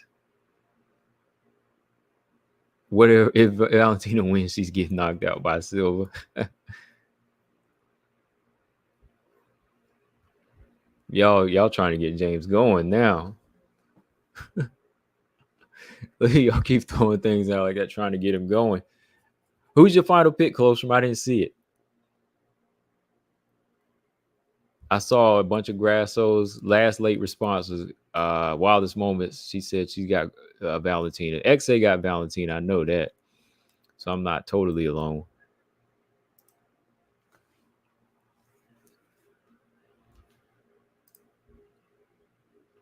Colostrum said, I got to draw. Easy says she'll get KO by Manon first and then Silva.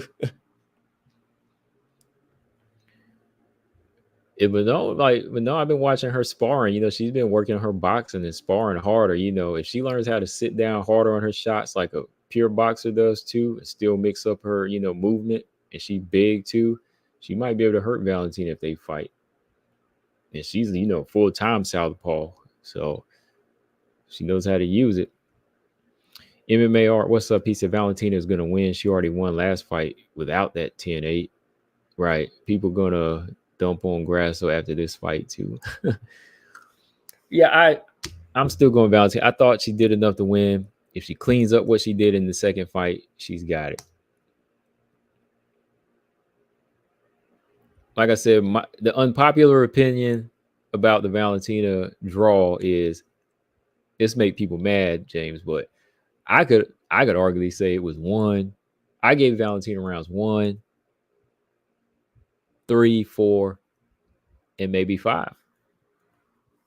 That's gonna make people cry right there. But hey,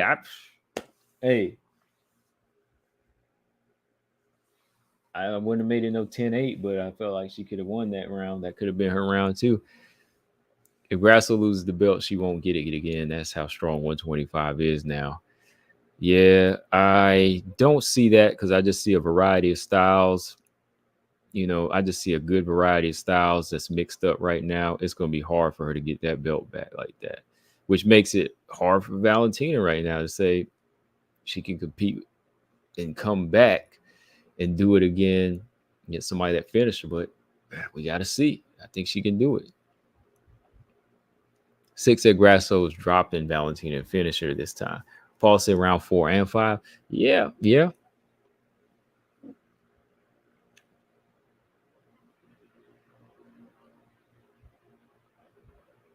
I thought that 4th round where she was kind of getting cut up, Grasso was, I thought, that was enough for Valentina to win that round. Like, few knees, okay. But I thought Grasso did Valentina didn't get a takedown in that round, did she? Yulisa Guerrero said Valentina is an overall better fighter. Let's go. Okay. What do y'all think? Let me ask this last question before I go. Do y'all think if Grasso wins this fight, that makes her a better fighter than Valentina?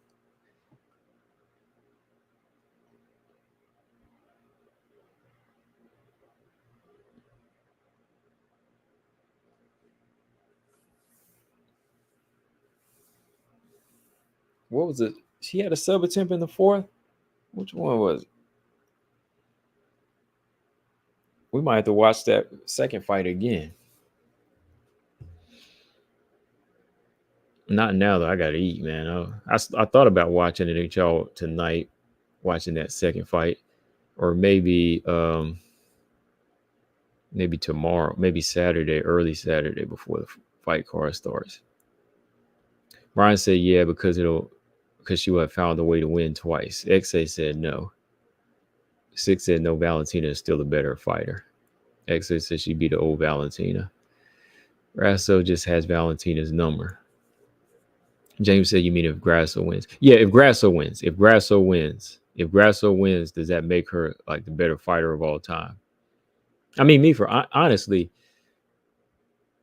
if we talking body of work, no. But if we talking about the better man or the better woman winning that night, yeah, of course she was better that night because she would have won twice. If she wins this fight, we say, yeah, she's better in that sense. because she is the champion. She found a way to win. But sometimes when you look over time, like, we got to see what the body of work of Grasso looks like, once the years go in, right? Like if Grasso defends her belt, not even the same number of times, but it could be 4 times against this era of flyweights. That could make her, the better fighter of Valentina in that fashion. MMR said if she wins, then yes, being 2-0 against someone just says a lot. Because I Easy, I got to bring this up. Boxing, you the boxing head too with me. So, did Tarver beating Roy Jones twice? Did that make him the better fighter? Like, does that make him a better fighter of all time?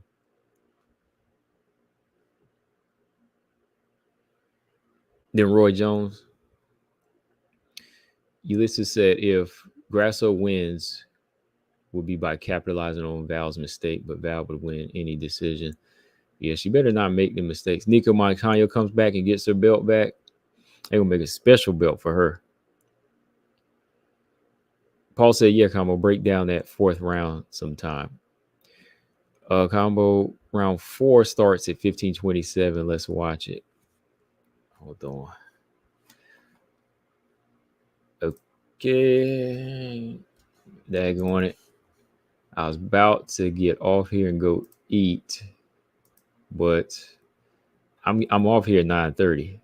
So we're going to watch this 5-minute round. Hold on. Let me pull up. Oh, we still got about 24 of y'all in here. Make sure y'all hit the like button. There's only like 6 people hit like. I ain't going until we at least get to like 11 likes. I ain't gonna call it around because I was like, dang, just 6 likes. All right. Easy said Grasso was just on Val's level. I don't think either is much better than the other. That's why the fights are good. That's a good point. Yeah, that's why she finally met her match. That makes sense. Yeah. Met somebody that matched up with her, and now that she's really fighting. She's really fighting. Yeah, that makes sense.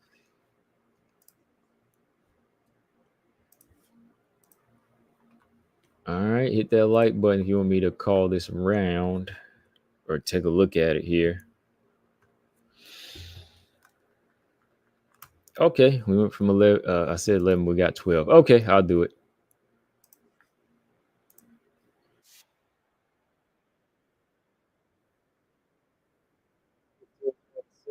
Is the 4th round. I'm going on YouTube right now. Okay, I got it pulled up. Y'all ready? Here we go. Round 4 at the 15:27 mark. And here we go. Round 1. Grasso tried to step in with the right hand. Valentina stepped back. Valentina looked like she inching her way in. 1-2 was short from Valentina.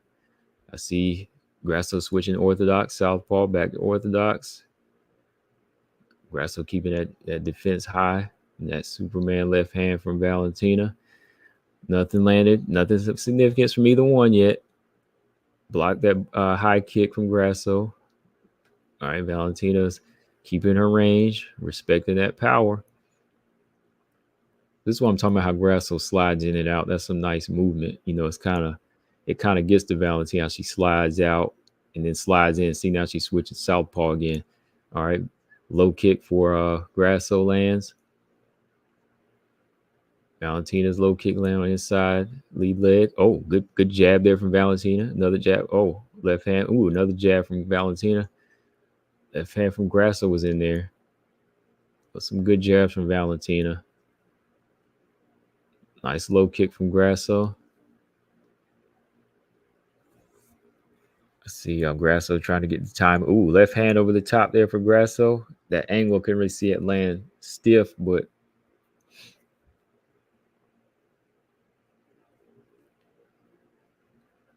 Valentina touching that lead leg of Grasso.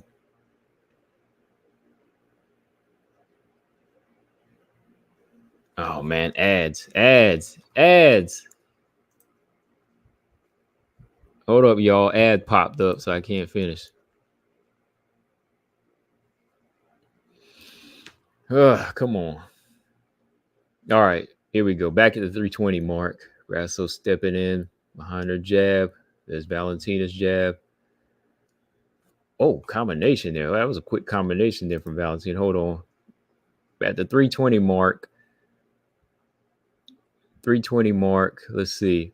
Jab from Grasso. And then there was a 1-2 from Valentina.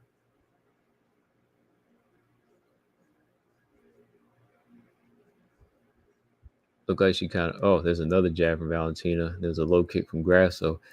There's a takedown attempt denied from Valentina. Grasso was kneeing the heck out of that head. Valentina trying to stay grounded, but no, they ain't. Herb Dean ain't having that. All right, Grasso trying to muscle Valentina against the cage here. She landed some good shots there. Good knee to the body. Okay.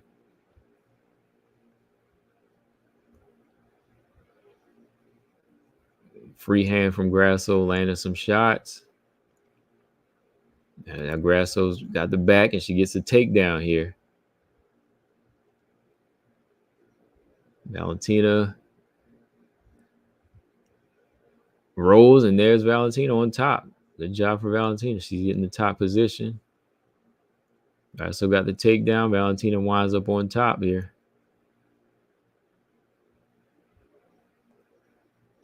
Valentina trying to hold that body down. Grasso's getting back up.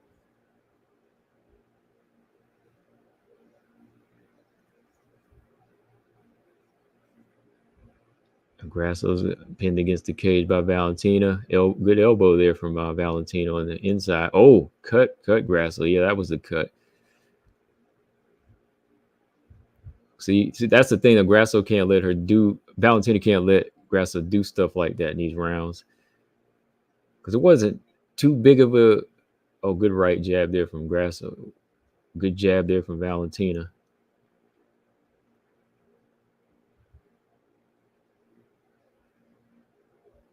They're both waiting. Valentina low kick.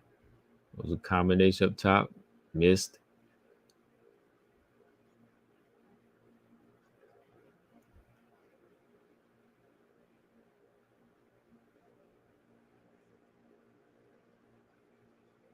Grasso jab. There's Valentina snapping jab. Grasso's kick blocked.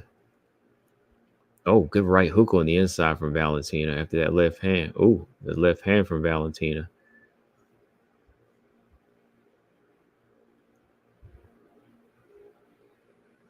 Oh, another good hard right from Valentina there. Body lock for Valentina. And a takedown. Grasso's bleeding now. Oh, good get up from Grasso. That was a takedown for Valentina there, though. 20 seconds left. Valentina's holding her against the cage. Grasso tried to roll over there, try to look for this heel hook. That wasn't really a good submission attempt. I mean, it was only 3 seconds left. I don't think she's in any type of danger. See, I thought the majority of that round, Valentina was doing more. That's what I saw. It was a good round, though. I mean, Grasso had that moment with the knees and just that big takedown, but then Valentina winds up on top. And then when it went back to the striking, I thought Grasso got outstruck. And then Valentina ends the round with the takedown. And that really wasn't like a good submission attempt there because Valentina had her back to the cage too. There was really no leverage for Grasso to get that full extension on the ankle lock, wherever she was looking for there. But I thought Valentina won that round. Yeah, I thought Valentina won that fourth round. I thought she did more just throughout the round, like as far as striking. She just didn't have that one moment. Now, if that's what you got to do to win a round, just to have that one little moment right there with those knees and just that one big takedown, but then it get reversed, then yeah, Valentina's got to go for a finish. She's got to be careful. Oh, that Kimura attempt, I thought she was just, I don't really see like that being enough to win the round. Like it wasn't even really like locked in, like because I wasn't even like, oh snap, you know what I mean? Like I didn't even see it like a Kimura being locked in. Maybe she was just going through the motion, but it wasn't even close to being executed, you know. So yeah, because I just watched it a few days ago too. I mean, that's how I saw it. I thought Valentina was doing enough in the round to win it. Six said Grasso had the significant moments. She had one. I thought she had one. And a couple of them rights that Valentina lands, I mean, some of them are turned like right hooks. It looked like she was landing some good right hooks, you know. So she timing her landing those shots, and she ended the round with the takedown, you know. Yeah, very close round, Paul. So yeah, I saw it. I saw the round go Valentina's way from the day I watched it a couple of days ago, and this time too.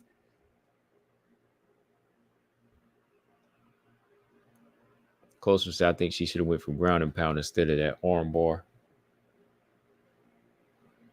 Well, close. Who do you think won that round? Who do you think won that fourth round?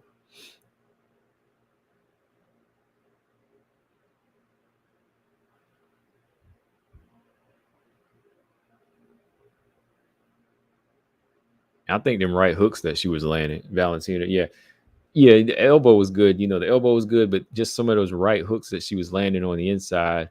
You know, the way she was timing grass. So that was showing me that okay, like she can do this, but she was still getting a little frustrated by that right jab. So that's why I say she has to take away the right jab from Grasso in the next fight. So yeah. But good talk, y'all. I gotta go. I'm gonna get up off here. Yeah, I'm gonna stick with my pick. I'm gonna stick with Val down the pipe here. You know, it's gonna be a good fight. We'll probably talk again Saturday afternoon before this thing happens. So it's going down, y'all. Make sure y'all hit that like button and subscribe if you haven't. Yeah. So yeah, a lot of stuff going on. A lot of stuff going on. Good fights. Can't complain. Let me do a quick run through of the card. You know what? I'm glad this card is only 10 fights too. I'm not prepared for a long night of fights this time. I, I want a good, decent amount of fights with just action. Oh man, they're gonna do them short films too, though, right? They're gonna be doing them short films and stuff too. So it's gonna be a long night. Dang.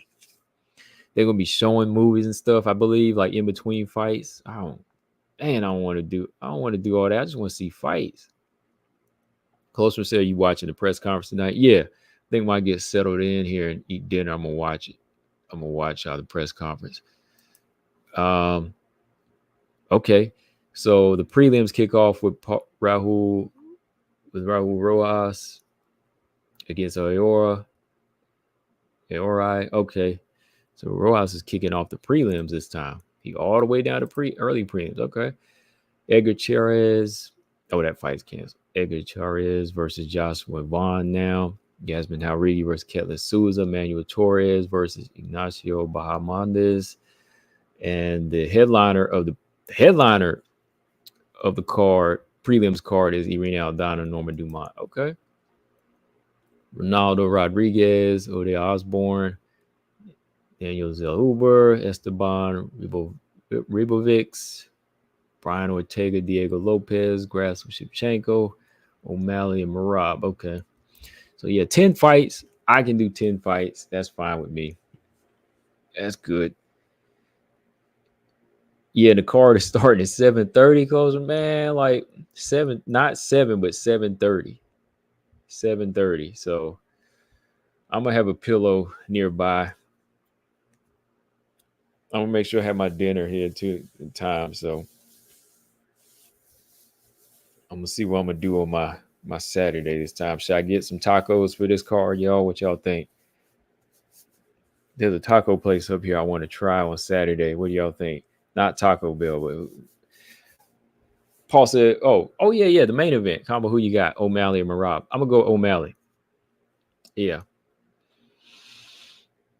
I think Marab definitely has cardio for days, but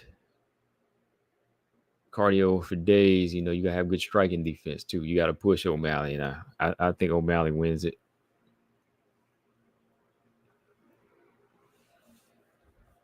Yeah, UFC 306 is probably gonna call for a taco night. Zalman said he got Marab. Okay. is calling for a burrito and taco night. But on that note, y'all, I'm gonna get ready to watch this thing. Okay, Alyssa Guerrera said Chev, Dumont, and Yasmin. Okay, I think we got the same picks. I don't think James can take another Valentina loss. I'm sure he can. If Valentina loses, James will take a link Saturday, right? If Valentina loses, James, will you take a link and just show everybody and tell everybody, hey, and admit if she lost. He came on the first fight, right? James came on the first fight. James came on when the first fight happened, and hey, he chalked it up as a loss. He didn't disappear, as far as I remember. He didn't disappear though. He was still around.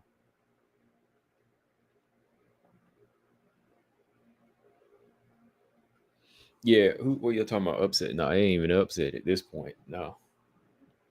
MMA Art says Shevchenko, Dumont, Marab for the win. All right. Yeah, I got Shevchenko, Dumont, and O'Malley. James said I took a link right away. You know what? Yeah, he took a link, man. He said what happened. He wanted to talk. He came right in. So same deal. This third fight, we're gonna do it again, right? And you definitely gotta come in, James, if the beast steps in the cage. If the beast steps in the cage and Valentina got her belt back, that face off right there is what we really need. All right. I wonder what Amanda Nunes be thinking right now with this going on. Do y'all think Amanda Nunes should have gave Pena a third fight? Do you think that was a trilogy that should have happened?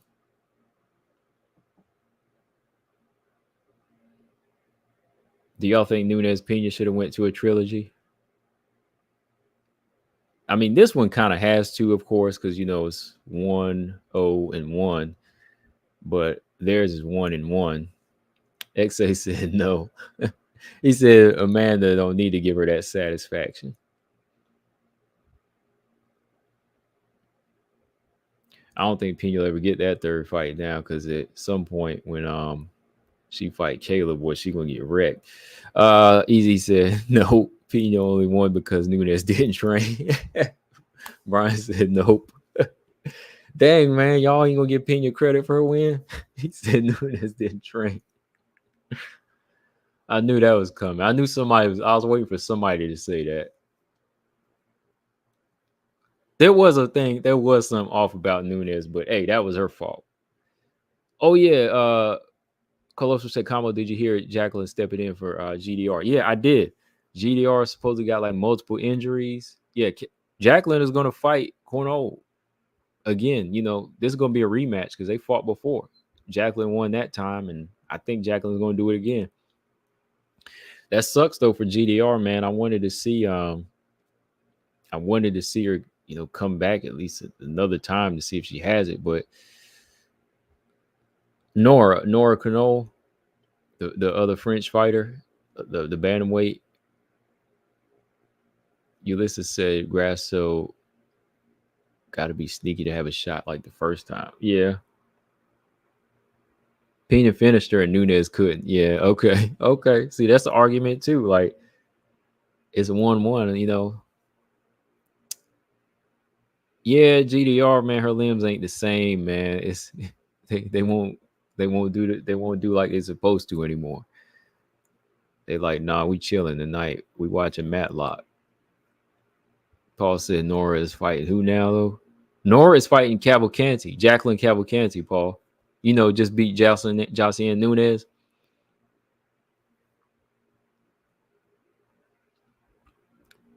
Because they actually fought. I think Cavalcanti fought her in her second fight a little while back, when they were first starting out pre-UFC. I think Cavalcanti probably win again though.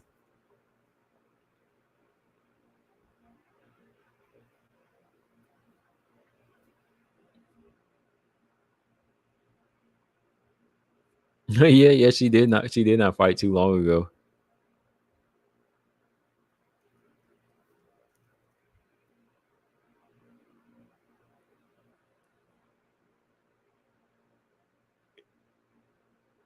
G-Friend need to hear me say what? Nora is a beast, so it's 50-50 this time. Yeah, Nora's a beast, but I think technically Cavalcanti, that girl she can she can dish it out.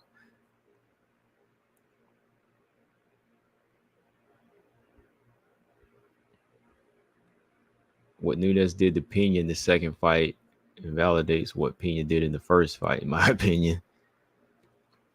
5 knockdowns, man. 5 knockdowns.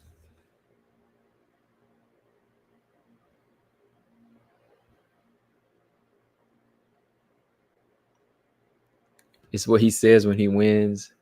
Chiwiwis. I must miss it because I got my sound down. What does he say? Chiwiwi? Mastermind, what's up, man? Just about to shut it down here. Almost on 2 hours. Yep. If Nora would have beaten GDR, she would have got ranked. Yeah, she would have. Yeah. In a high pitched voice, though. Let me try it. Does he do it or not? I'm not 19 anymore. I can't. I can't get my voice that high. Ask BJ. BJ can get his voice high like that because he's always doing the. It kills me to get the. It kills me to do. It kills me to do the Corey McKenna thing. The wait. Mastermind. Anyone nervous for the co-main event? Kind of nervous. Clostrom said that I just locked my door. No, somebody else did though. Cause I'm sitting by the window.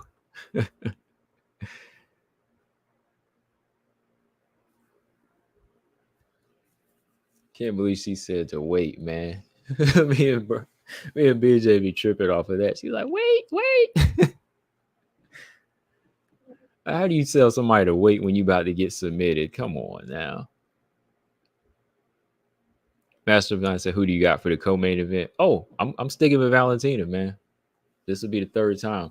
I might go 0-3, but I'm still I might go 0-3, but I'm still picking Valentina. Because I just think she can do it. I think she's gonna be able to do it. That's why I say third time's a charm. I think third time will be a charm. I thought she won the second one, but I think she learned from those mistakes this time.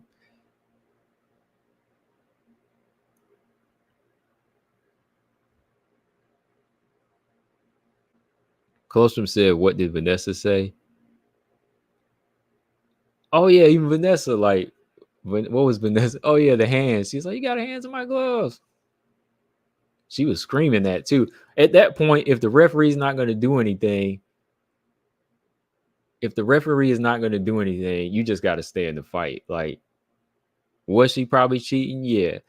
But she, like, got out of fight mode, like it just killed her whole high fighting. Like, nah, like you got to keep going. Like, if somebody need me in the groin, I'll try to take it and hey, I'll wave him over. But if he needs me in the groin, I'm gonna need him back, and then that'll get the referee's attention. But once you let up like that, you setting yourself up for an opportunity to get finished. You giving them an opportunity to finish you.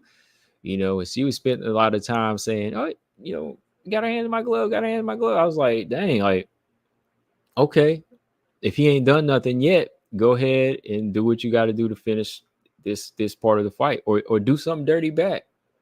Do something dirty back, and the referee will have to stop it. And when he tries to call you out, then you call him out for not stopping it.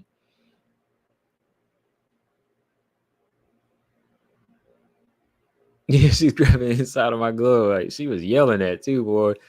She made it sound like she was cutting her with a knife or something. She had a knife up in there or something, man. Paul said Vanessa said wait too. No, she didn't say wait. She was talking about the glove. Yeah, she was screaming about the fingers in her gloves. Jacqueline be having these girls screaming though, man. James said, "Don't let me remind you how the girl put to sleep in a couple minutes." She sure did close him. She said, "You ain't going nowhere. Get back here. Let me get this arm." Lolita, what's up? Lolita, late, man. You're late. Lolita, who's your picks? Who you got your picks before I close out? I'm gonna shut this thing down soon, Lolita. So throw in your picks before I go, because we already been on here for 2 hours. Ulysses, I see a flying knee from Valentina, uppercuts and heavy elbows, high damage. Need an element of surprise from her.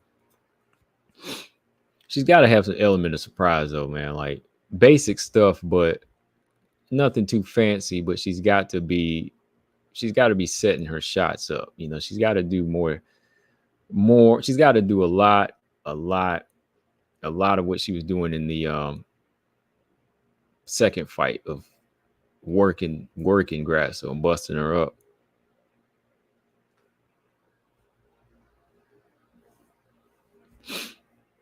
But yeah, we are here now. 2 nights from now, we'll still be waiting for the main event at this time, probably. All right, Lolita says she's got Grasso. Okay, Mastermind said Valentina is pushing 37 though next March, but I got a feeling she'll win this time. Yeah, I think she still has enough in her to win. All right, got Sean O'Malley too. All right. I'm about to go eat this salmon, man. I got some salmon I'm going to cook up real quick. Made this fried rice and some Brussels sprouts. I'm trying this Brussels sprout recipe. You know, I seared them in a pan, and then I'm going to glaze them with some honey, you know.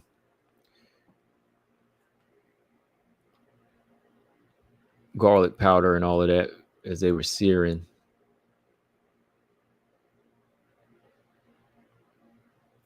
G Frank said Lopez, Grasso, and Marab. Okay.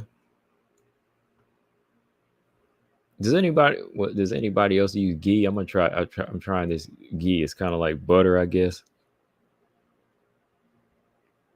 Rojas, Jauregui, and Dumont. Okay, Lolita. Those are pretty much my picks on the prelims too. I got to go with Yasmin and Norma. I think Norma's just too well rounded at this point.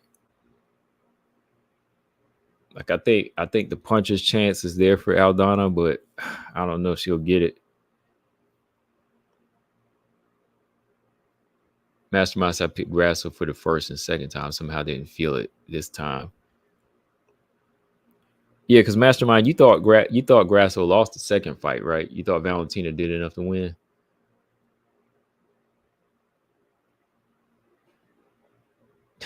He says Sean gonna destroy Marab. He busy being an honorary Mexican.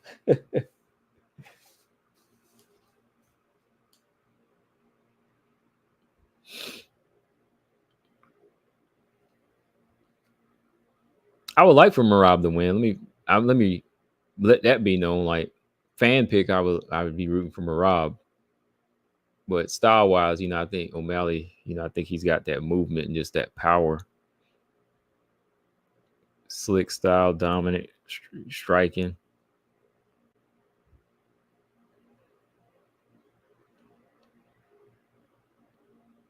Yeah, I thought Val won too. No bias, you know. I picked Grass. Oh, okay.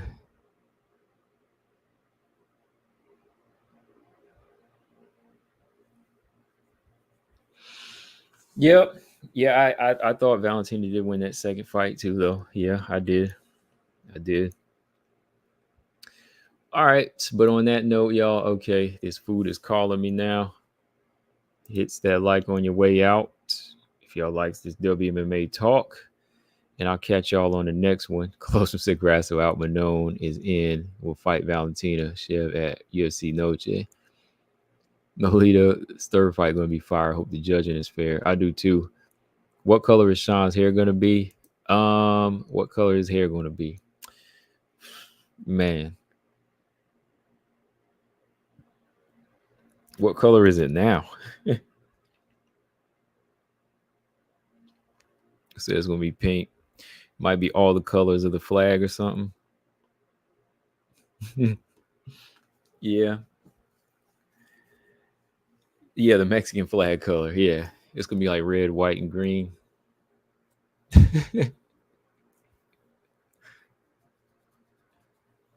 O'Malley's hair is red and green like a Mexican flag. Later combo, later chat. Always a pleasure. Yes, sir, Paul. Yeah, on that note, I am getting up out of here, y'all. So I'll catch y'all Saturday. And yeah, close this down. Subscribe if you like. Hit the like if you like. And I'll catch y'all on the next one. CB99. I'm out. Peace.